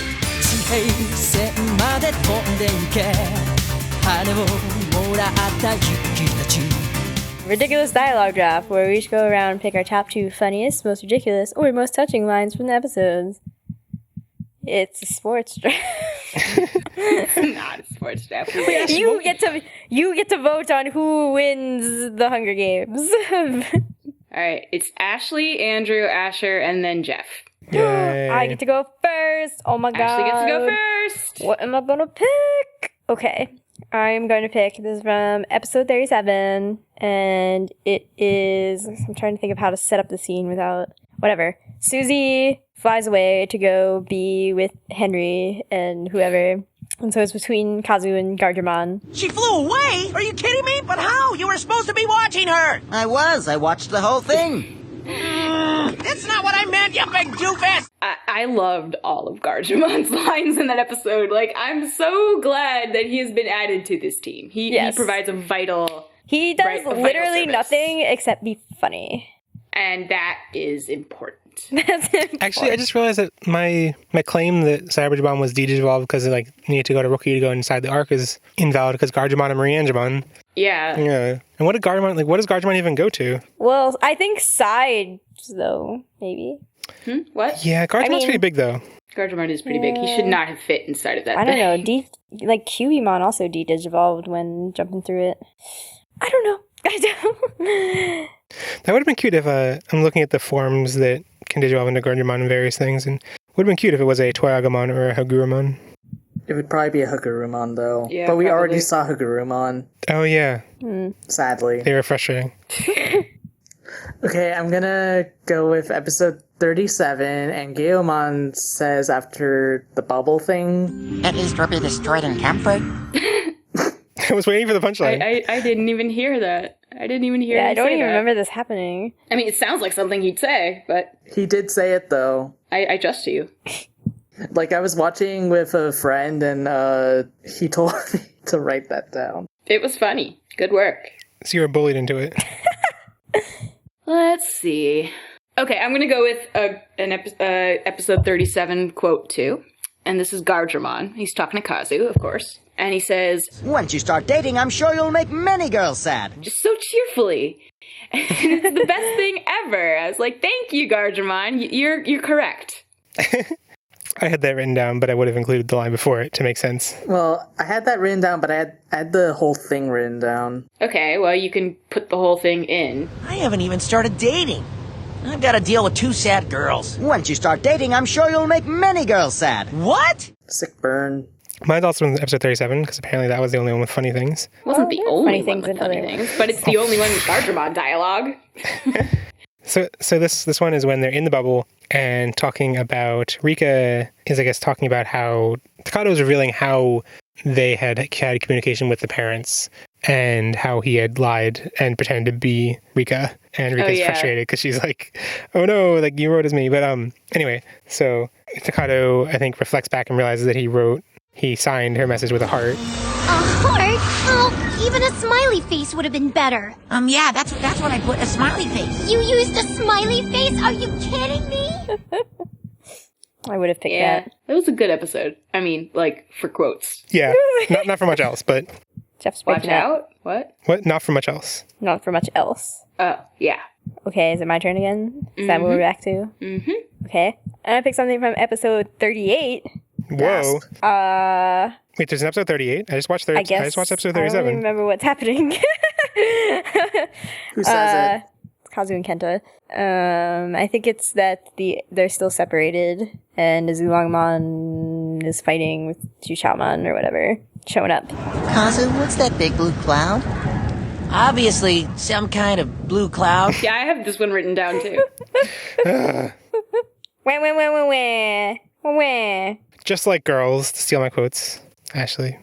I'm gonna go with the interaction between Gargemon and Susie. Okay. So Susie's like climbing up to a higher point for God knows what. So You sure that's safe? No. Okay. I have that one written down too. Gargemon's the best, guys. Gargemon is the best. We should have picked him as our favorite character. You know what? Yeah. Gargemon. Gargemon. Okay. All right. So this one is from episode 38. And, all right. So Lopmon and Susie are talking. I guess this is after Susie gets there. I don't really remember the context for this, actually. It's a big mystery. I only hope we're around to solve it. Why wouldn't we? Oh. And this is like during the fight, I'm pretty sure. While everything is dying around them, going up in flames. All right, be more dramatic about it. I will. Flame Dramons. Yes. So, only one I have left, because my rightful inheritance was stolen from me. Quote that was rightfully mine. Okay. I had to reevaluate. Okay. This one's on episode 38, and it's John Yu talking, and he's complaining to the other monster makers, and he says, This stupid piece of junk sure takes its time processing. I'll be an old man before it's done. Don't say it. Oh, yeah. Yeah. Well, honestly, the joke is later on. Well, yeah. And then the other dude is like, I don't remember exactly what he said. He's like, I'm not gonna say anything, but... No, he's like, I would never say something. How could you possibly get any older, you fossil? nah, not that funny. My part's Aren't better. they all college friends? Yeah, they're all the same age and not that old. Like, they're... Right. Although John Yu definitely looks the oldest. I was wondering if there's a little bit racistly stereotypifying of like John Yu having the white strands in his hair. I don't think it's racist so much as people with dark hair, like gray hairs, just show up Really? better. Yeah, I mean, I've had gray hair since I was 10.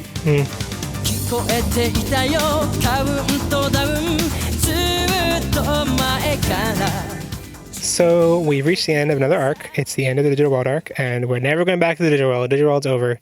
No more Digital World ever in Digimon.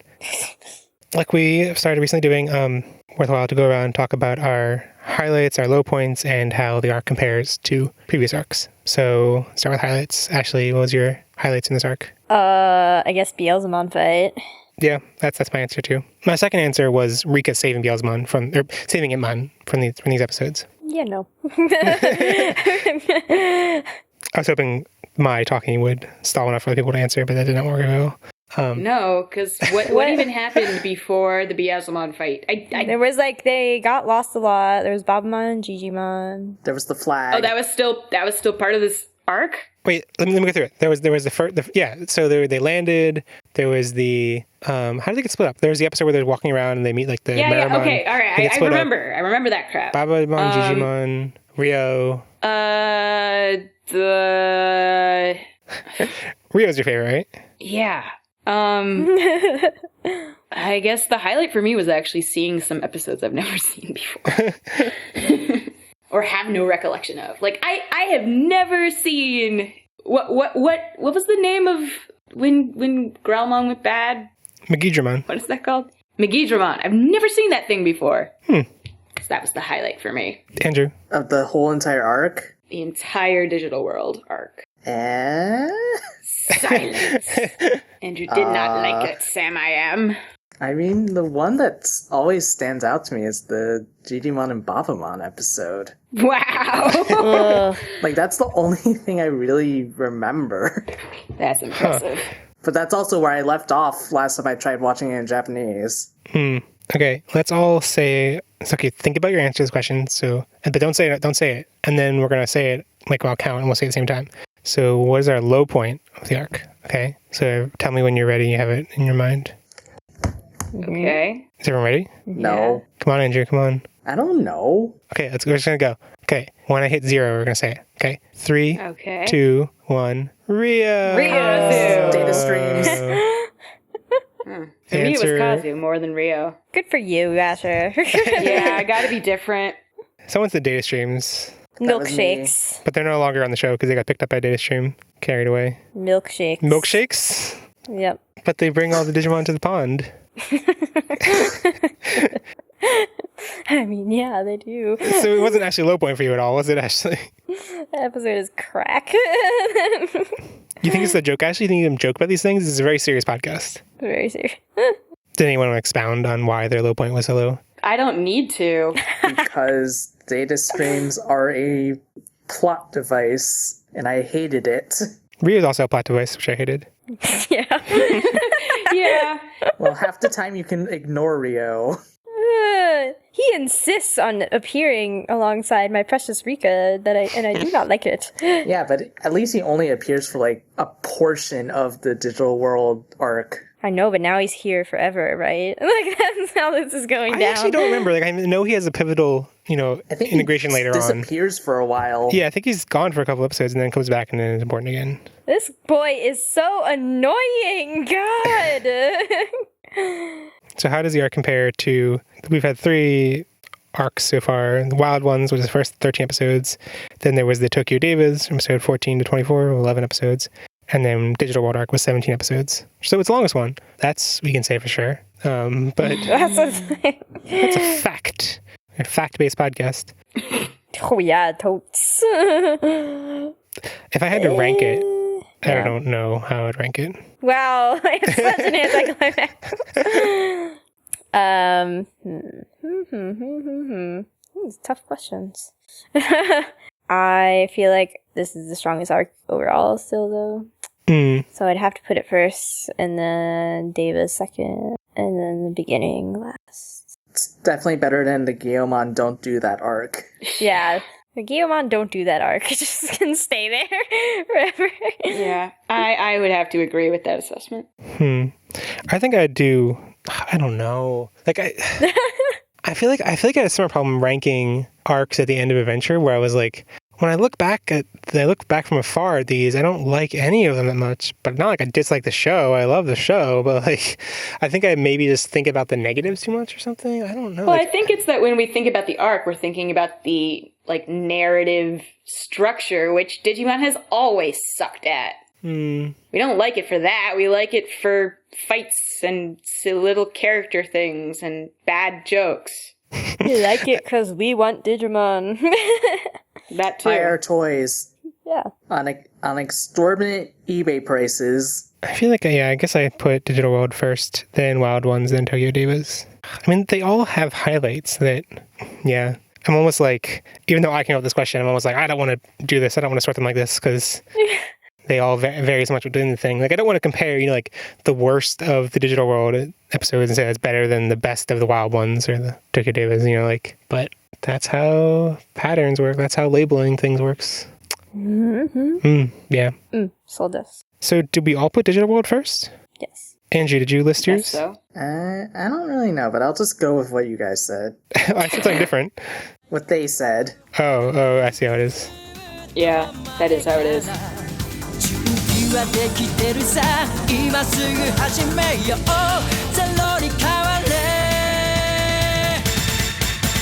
Recommendation articulation, where we each go around and share something that we've been enjoying recently or not. So I want to recommend people. Okay, since a tragedy happened today, and I know this episode's coming out later, but it doesn't matter, I recommend that if you are upset, or even if you like guns, like whatever, write to your congresspeople. You have power. They are here to serve us. So let your opinion be known. Don't fight on Facebook with your family because they suck and they don't have any power unless they are also writing their congresspeople. So you can look up your senators at www.senate.gov/senators/contact House of Representatives, www.house.gov/representative/find. There's also Every Town for Gun Safety, which is everytown.org. You can consider donating money. That's my recommendation to you. Thank you. Yes. We will have a link in the show notes. You not need to spell out the URL. And it's important to have both. well, you do not need to. If you are listening, we'll have a link. Just go to podigious.com/310. Cool. That's what you get for making me go first. Well, who's going next? The canonical order is you, Ash. Canonical. I don't know if I've done anything fun. That Utna movie, plug it. What? Revolutionary Plug the Girl movie. Utena. Oh, yeah. All right. Okay, all right. Not okay. So Revolutionary Girl Utena, if you have somehow not heard of it in your life, is sort of the lesbian anime anthem of our generation. It follows the story of Utena Tenjo, who is not pronounced correctly in the dub. I do not recommend the dub, by the way, although she is voiced by Misty from Pokemon, so that's kind of interesting. That'll mess with your mind. Yeah, we didn't realize until later on in the series, and then once we realized we couldn't unhear it, it's kind of amazing. Kept expecting her to like ask somebody for her bike. There is a bike in the series. There are also cars. Lots and of cars. Duels. And, there's incesty stuff and some, like, sexual weirdness. So, like, watch out for that. Trigger warning. Oh, there are so many trigger warnings. Please be careful when you watch the show. But it is a very good show. And when you're done, you can watch the movie, which is full of cars. And, okay. Yeah. It's a movie, all right. It sure is a movie. Anyway, this was not a great rec, but I also assume that most people have heard of this, and it is good, and you should check it out if you haven't. Or if it's been a long time, you should check it out as an adult, because it's very different when you actually understand what's going on. I'm done. Makes it Andrew's turn for going by the canonical order. The canonical order of what? Of us doing things in order. Okay, I guess I'm gonna do the newest Kirby game, which finally came out in the US. It's been out for like a month in Japan, I guess. Basically, it is Kirby with robots. You've sold me. You've sold me. But it's basically, it's called Kirby Planet Robobot. Kirby Planet Robobot. Basically, gasp, another alien invasion or something, but it's robots. And then they mechanize everything, so all the Kirby enemies are now mechanized, sort of. But then, you can hijack a robot thing it actually kind of looks like, which one in Gurren Lagann is, the head? What? Do you remember? In Gurren Lagann. Isn't... Simon's mech. Yeah, I don't remember. I think it was Gurren. I am not actually sure. But basically, Kirby gets a mech. It scans abilities. But the best part about this mech is that it controls so fluidly. And honestly, this is the most fun I've had in a Kirby game in a while. Like this is based on the engine that they used in Kirby Triple Deluxe, but it improves so much on it. Cool. And it's for the 3DS, Amiibo support, etc., etc. And time. Jeff? Okay, so I'm going to recommend a YouTube series, which is going to be really hard for me to articulate. It is called Griffin's Amiibo Corner. I think it's officially hosted by Polygon, which does not make sense if you go watch it. It's by Griffin McElroy, one of the brothers from My Brother and Brother and Me, which is also a really good podcast. You check out if you haven't heard of it. But yeah, Griffin's Amiibo Corner, how to explain it? He reviews amiibos, but with guy. the perfect level of perfectly encapsulating really amateurish YouTube videos. So it's just great. And if I tried to explain the things that make it funny, it would not work well. So just go watch it. They're all pretty short, a couple minutes most. And one of the things he does, recurring segment, is rate the amiibo based on how well he can fit it in his mouth. So he ends the review by being like, okay, let me put it in my mouth. it didn't fit in, so lower rating, whatever. It's great. It's common YouTube series. It's best. Go check it out.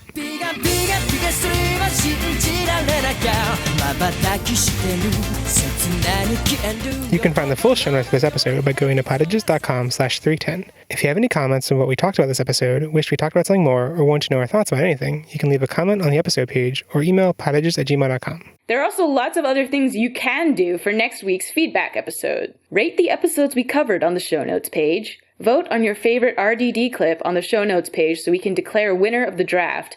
Leave a voicemail of 90 seconds or less answering our question of the week. Who's more shoehorned in, Rio or the D-Reaper? You can either call 913 Calumon if you're in the US, or send an audio recording to podigious@gmail.com. And don't forget, you can always leave a review for the podcast in iTunes for us to transgarble. And a reminder, this is the first week of our accelerated weekly release schedule, which means that we'll be releasing episode 311 next week, which means that to get feedback in for our feedback episode, which we're going to be releasing a day before 311, you need to get it in by this Sunday, August 21st. And you can always go to podigious.com and look on the sidebar on the left to see when we're recording feedback episode next. Podigious is made possible with the support from our awesome Patreon, including Amanda Angelomon, Andre Leducmon, David Graumon, Eric Angemon, Jack Santa Agumon, Joe Keto, Justin Blaine Davis, Kailunamon, Kaiser Washi, Sam Kruwagamon, and Stevie Patamon. If you want to support the show on Patreon, you can get some cool rewards, like access to our private Slack chat group for $1 a month, monthly stickers for $5 a month, and early episodes for $10 a month. Reaching our next goal will allow us to make podcast episodes about movies related to Digimon. For example, Summer Wars. So check out patreon.com/podigious to help us out. You can find Podigious on Twitter, Tumblr, or Facebook to keep up with the Digimons and get funny images and GIFs related to the show. If you don't like how we pronounce GIF, then become a Patreon so you can vote on how we pronounce it. You can find me on Tumblr as Phantom Tell Steph. Ash? Yeah, I'm on Tumblr as Asher Dashery. Ashley? I'm on Twitter as AshMcD00. And Jeff? I'm also AshMcD00 on Twitter. Yeah. Really now? We've biomerged into one Twitter account. That's horrifying. Okay, I'm definitely Jeff on Twitter, and I'm also hurt that is so disgusting. Super disgusting. I'm sorry that you're hurt. So I'm not really that sorry. I'm thankful that you are sorry. I'm glad we acknowledged our feelings and our identities. Our Calumon artwork is by the awesome Mary Cagle, aka Cube Watermelon on Tumblr and Twitter. Share the podcast with your friends who would ride a train for 3 hours to help a friend, but don't share the podcast with your friends who are racist gods. And join us next week for some more fun, happy times with the D-Reaper. Bye! Bye! And remember, never stop digivolving.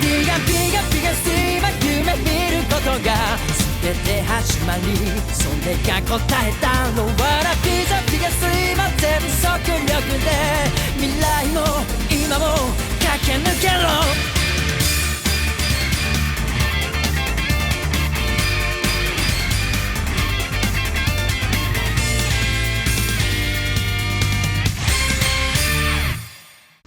I mean, I am in general in favor of the idea of us having a Utna-inspired title.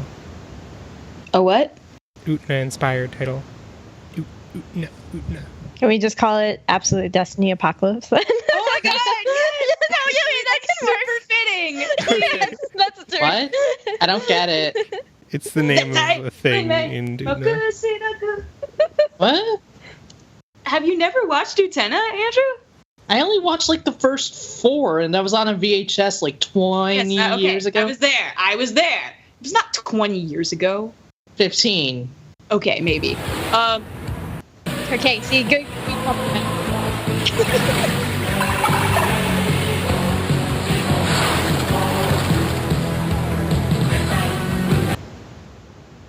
Was that the song? Was everyone else talking? The song that plays when... No, it's the song that plays when she goes up the steps to duel. Okay, that's what I was asking. Yes. And the words are Absolute Destiny Apocalypse. That's what Zetai Ume Mokushiroku means, apparently. According to subtitles. What is Japanese? I think it's correct. Zetai is absolute, and Unmei is destiny, so Mokushiroku... I've seen Zetai for Unlimited. Yeah, so whatever. Zetai Karen Children, or something. Same kind of idea. Zetai. Yeah, Zetai is like absolute or like all, and Unmei is like fate or destiny. It's probably the same word they're using here. Here, let's start recording. Recording! Woo!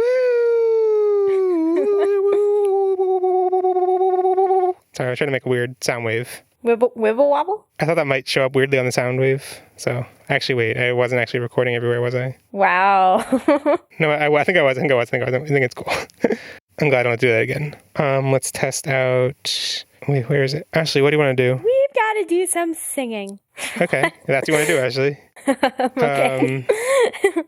I mean, yeah, you don't know. Gilman, what do you want to do? In a box. Okay, Gilman, that's strange, but okay. Cool. Let's see if music works. Can you hear it? Yes. Okay, and I can hear you. Asher, are you there? Yeah. And Andrew? I died. Oh, okay. That's unfortunate. This isn't the right song, is it? Is this... That is the right song, but it sounds like an orchestral... Yeah, it's not the proper version of the song. It's a nicer version, actually. It's I kind of like it. It says it's from Adolescence Apocalypse? Or Adolescence of Uno Oh, is OST? it from the movie? Oh, it's from the movie. Oh, the movie. Oh, that. I would love to make Jeffrey watch that movie without having watched any of the series. It'd be hilarious. I mean, I watched the movie with only did that having really seen... help you? I only saw it... I think I'd only seen the first 4 episodes before I watched the movie. Well, the movie was easier to get than the series. I don't think that's accurate. You didn't watch the rest of the series. No, acquire. I mean to visually get physically. Oh, to obtain. Yes. I see. Yes, that may be true. Oh, yeah, I was like, Ash, why are you pushing back on this? I'm so confused. Oh, you mean like understand? Oh, okay. You understand. Yeah. The movie is not easier to understand. The movie is like, what? How, what? I blame Blockbuster and their policy of getting the first 4 episodes of anything. Oh, is that how we got Utena? Yeah. Okay, let's start. Let's do it. Let's do it to it. What's the opposite of Blow's popsicle stand? Let's build a popsicle stand? Not. Let's get down to business. Yes, that was the reference. Thank you. Oh, yeah, Ash, we might be seeing Anastasia. The musical. I didn't know that was a thing. Okay. Broadway, happening right now. Cool. There are things that happen on Broadway besides Hamilton? That's a lie. That's very interesting. Yeah. Also, we're seeing the Takarazuka review. Yeah, I already heard about that. Finally, I got Region. What? Welcome to Podigious, episode 310, Absolute Destiny Violence. Podigious! Do. We're recording about Tamers like we always do. And I think these episodes are pretty good, but no one else agrees with me. Welcome to Podigious, episode 310, Absolute Destiny Apocalypse. Podigious is your critically nostalgic, analytical tour through the Digimon anime. I'm Jeff Ruberg, and I'm joined by my Diginomes, Ashley... Sorry. Okay, Did you jump out? Are you implying that we are here to do your bidding? So Jeff? I paused because I didn't mean to say my. I just meant to say Diginomes. And also I started to I almost said Ashley Ruberg or Ashley Okay. We talked about your wedding and whether or not you would have one, by the way. And if you... Podigious is your critically nostalgic analytical tour. I slur everything. Podigious is your critically nostalgic. Don't say this. Let someone else do it. I'm gonna do Podigious it. is your critically nostalgic analytical I don't have a tour. response. I don't have a response. No, I need to do it. Okay. I never have one. Topical Hebrew holiday references. What is it? Shavuot today. Which one's that? It's the one where we celebrate... It's the one that we always mix up with Simchat Torah. Obviously. Which Which one's that again? All right, so Shavuot is the one where we hear the 10 Commandments read because it's the anniversary of when we got the Torah. Allegedly. And then Simchat Torah is when we finish reading the Torah and they unroll the whole thing around the synagogue. Yeah, apparently I'm confused because my bar mitzvah was on Simchat Torah. I was the last passage and then the other person was the first passage. But I could have sworn it was during Shavuot. So I guess I'm confused too. Nope. Huh. Such a good Jew. Yeah. Ashley, you were later friends with the other person who was doing the other half, but you didn't even show up to the ceremony, so you're the... I was not friends with her. I was in a quartet with her. Okay. I was in a quartet with her with Facebook a person friends. that I did not like very much. And whom I quit that quartet over, so no. Yeah, but you didn't quit over her, though. No, she was fine. You still didn't show up to my bar mitzvah. I came to the ceremony. No, you came to the party. You didn't come to the ceremony. I came to whatever. That's the only part that matters. Do I need to find the picture of you surrounded by only lots of girls at this party? Anyway. I'm gonna find it now. Zhuqaiomon chases the kids around in a yin-yang slow globe. Slow globe. Zhuqaiomon... Wait, what did you say? You said slow globe. I did read it before. That was just... All right. Ryo mourns the loss of his dual disc, and Rika jumps into a pit of death to avoid him, but accidentally fuses into the Shaman King. Shaman King. You can be the one, dude. Wow. Everyone reunites with their families except Immon and Jerry, who reunite with loneliness.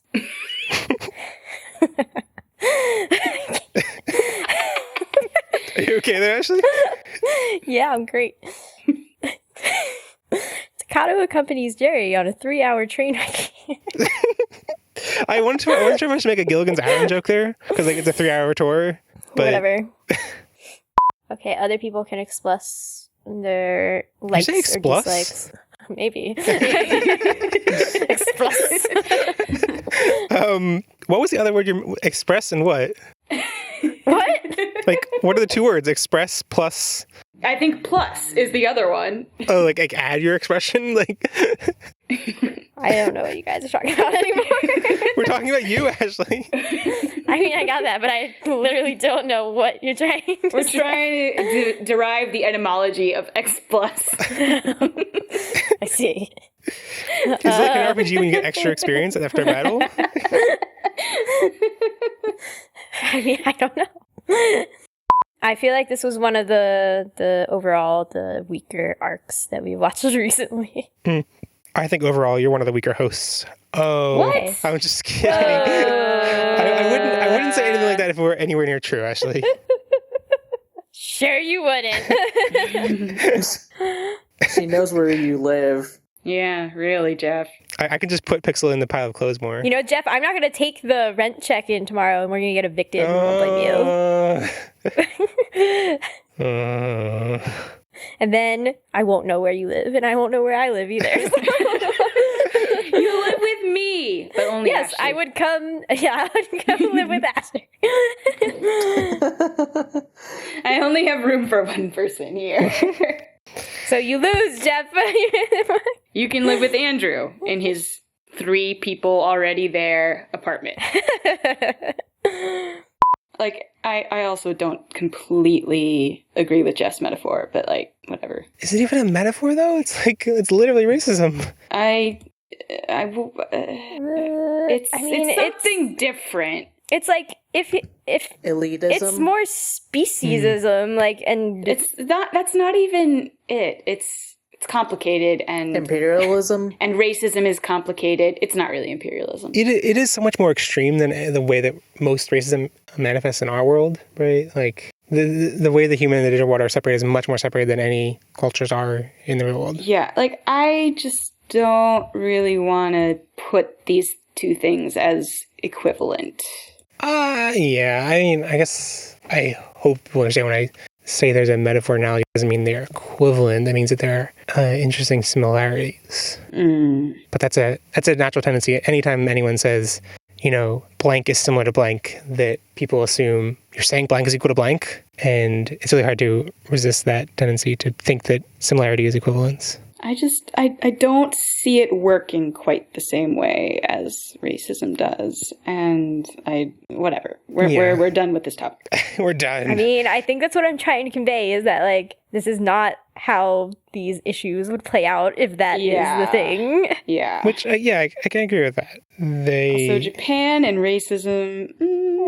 Yeah. I think there's also something weird about it being characters that are named Chinese being the ones who are racist. That also seems troubling to me. But there's also the fact that, like, in the Japanese version, all of the sovereigns have Chinese names, whereas in English, Zhuqaiomon is the only one that really retains his Chinese name. So it seems like it's just the Chinese one in English, but in Japanese they all are. Like, even Azulangmon is Qinglongmon, so, like, it's not quite as... No, I think they are doing something with it there, because, like, why make Henry's family Chinese on purpose? But I think it's interesting to, like, incorporate other cultures and show what it's like as a half, what the term is. Sure. But I think that's where, I don't know, that's where they could have done more with racism rather than this. Yeah, I feel like it's never really brought up that Henry's... No, it's never brought up. I mean, maybe it's... Well, not in the dub, anyway. Right. Yeah, maybe it's brought up in subtle ways that are kind of easy to remove for the dub, but I haven't noticed it in my reading the notes, the differences. Okay, but wait, why did they change the name of the other three sovereigns to something that are equally hard? Oh, I don't know. Actually, I don't think they changed the Biomerge. Yeah, they didn't change Biomerge, but that doesn't, like, scream Chinese to us as Americans. And actually, Ibonwumon is also... No, it's not. Yeah, it is. No, it's not. I know that it's I think, like, I don't know how you pronounce it, but it's like Shanwumon. It's a Chinese word for black, which they changed to, like, ebony. Oh, so they, like, changed half of it to reflect the English word for black. Oh, that's great. Yeah, it's a Shenwumon. That's just how the katakana is. I'm not sure if that's... Anyway, and Zhuqaiomon is retained. So, yeah, there's a weird dynamic in English of it only being one being Chinese, or very clearly Chinese. Anyway, Andrew, I haven't heard from you while you're still there. I died. That's unfortunate. I thought you already died. Die, Anu. Die, Anu. Wrong holiday, buddy. It was like a couple months ago. Yeah, it was a couple months ago. That's for Easter, right? Yeah. So someone replied to the Digimon Kramers saying, "This is worse than if you painted a mustache on the Mona Lisa." I don't agree. I agree. The thing it mostly reminded me of was the that, like, person who retouched the painting of Jesus. Yeah, right. That was supposed to be what's it called? Restoration. Yeah. Ash, this is a random Jew question. Okay. Jesus Christ Superstar, is that a Christian musical or a Jewish musical? Both. What do you mean? Okay, I've never seen it, but I assumed it was, like, more made by and for Jews than made by and for Christians. Oh, I don't think so. Oh. It's not like, this is what Christians believe thing. It's who made it. I guess I figured it would be, like, sacrilegious to Christianity. I mean, yeah. But Prince of Egypt is sacrilegious to many Jews. Andrew Lloyd Webber made it. So isn't it the same people as the Joseph in the Technicolor Dreamcoat? Is the same person. Yes, but he's also the same person as Phantom of the Opera. Yeah. Evita. Like, he's made a lot of musicals. I don't think he's Jewish. I guess I may just be merging it with Joseph in the Technicolor Dreamcoat in my mind. Well, Joseph in the Amazing Technicolor Dreamcoat was probably made for both Jewish and Christian audiences. I always forget the Christians have that too. Yes, they do. We have all of your stuff, and then we just made up more stuff. You actually have a lot of our stuff that we don't have anymore, which is amazing. See, we're great. Let's see. We need all the stuff. So I was thinking controversy. That's what I'm looking for. I was thinking this because in Orphan Black, there's a, like, subplot where they are like there's a local community theater doing a production of Jesus Christ Superstar in a church and like with support from the priest or whatever. And I'm like, well, this seems sacrilegious. I'm confused. It's a little sacrilegious because they the musical doesn't really portray Jesus as the Son of God. Really, seems pretty human. That's an important detail to the story. Yeah, I mean, like they don't say he's not the Son of God, but like. I wouldn't say it's for Jewish audiences. I would say probably it's for secular audiences. It's for the rock audience. Yeah. Yeah. Because, I mean, we're talking about the 1970s. We are talking about the 1970s. Wait, it was a concept album first? What does that mean? It means they made the music first. Okay. Next ad. Sorry for that tangent. No, I mean, I love Jesus Christ Superstar. You can just shorten that to I love Jesus Christ, and then you'll be Christian. Yeah. You can I mean, he seems like a chill dude. He seems fine, whether he's the son of God or not. You know, like he said some things that were questionable, but like, you know, who hasn't? Is it time for bad animation reaction corner? Sure. It is if you say it is. I'm gonna post these in the recording chat in Slack. So this first one is from. These are all from 37 actually. This first one is from the beginning where they're like looking at the bridge and trying to suss out how to go and stuff. And just look at Lotmon's eyes. Lotmon's eyes are just like, are so big and... She's an Esper. A what? You people and your lack of Pokemon knowledge. That's a Pokemon? Yes. Esper. Wait, I'm gonna link it. Oh, I thought you were talking about actual Espers. Like, yeah, that's what I mean, that's what Esper is. No one's reacting to Lotmon's giant eyes. Yeah, because what's to react to? They're creepy. Okay, the next one is, it's like soon after that, and they're saying goodbye to Susie, or yelling at Susie to do what they want or whatever.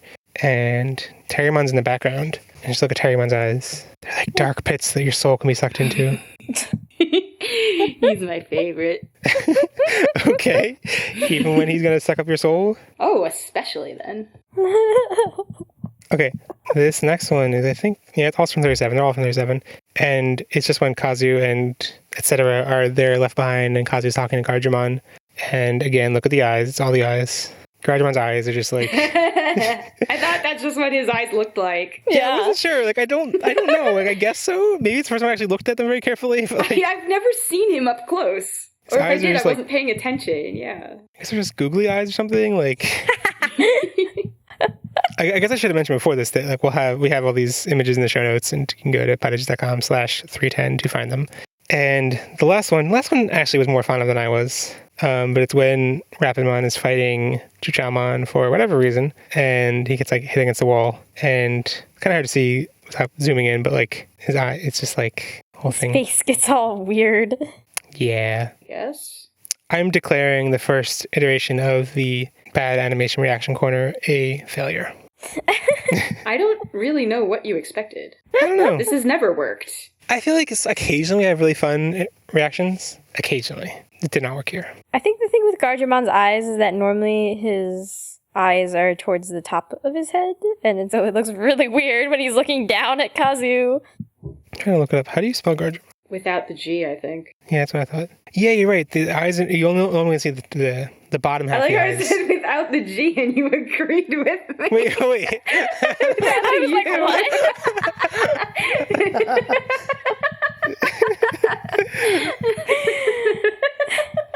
Okay. There's a story. I thought the answer was that a U. So that's what I heard, was that a U. That's what I meant. But that's also not how it's spelled. Oh, really? It is spelled just like guard. Oh, that's lame. That's lame. Wow. Without the G. Wardramon. I was like, what G? I was like, what G is there beyond the first G? But I didn't say anything because Jeff was like, oh, you're right. I'm like, what? Clearly Jeff knew what was up. So I was like, okay, that's fine. Okay, great. RDD? Sure. You can talk? We don't have to. Okay. I'm crying. Okay. I don't know what happened. I in a box. I in a box. I know now, without a doubt, Kingdom Hearts is light. All right, I'm good. Got it memorized? I'm not. Oh, no, I broke Ashley. Hey, Ashley, you know what time it is? No. It's almost that time of year. No. I knew this was coming. It's always beat the heat in Japan. It is really hot in Philadelphia. It's really hot in here. I'm actually not wearing a shirt right now. I have not been throughout the entirety of this podcast. Wow, that's so hot, Asher. Yeah, it's actually very warm. All right, sorry, I'm alive. Wait, Ashley, what was the thing that happened a couple days ago where like I was asleep on the couch and then I just like there was people cheering outside and I like woke up and was like, what's going on? Oh. What was going on? No, we won the basket hoops again. When was this? What day was this? I don't know. Huh. NBA Finals. Did we win all the basket hoops yet? Like, why hasn't this happened? That was weird and wrong. I see, Jeff.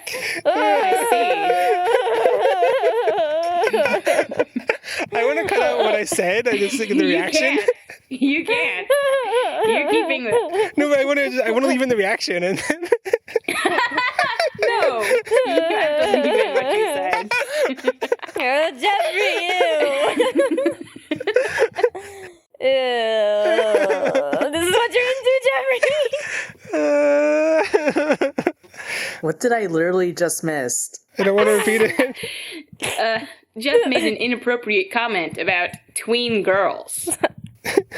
Okay, I'm glad I missed it then. Okay. So Rika, okay. Just like girls, to steal my quotes, Ashley. Do you want me to repeat what you said to Andrew? Because I will.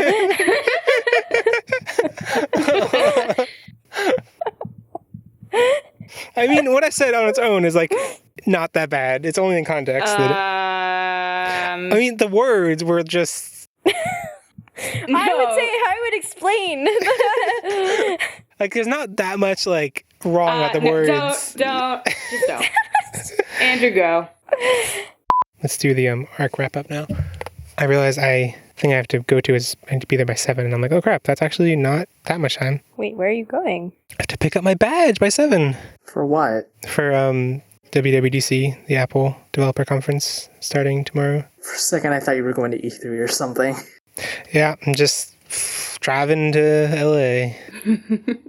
Recommendation articulation, where we each go around and share something that we've been enjoying recently or not. Do I want to recommend people? Are you really sticking with that particular name for it? Sure.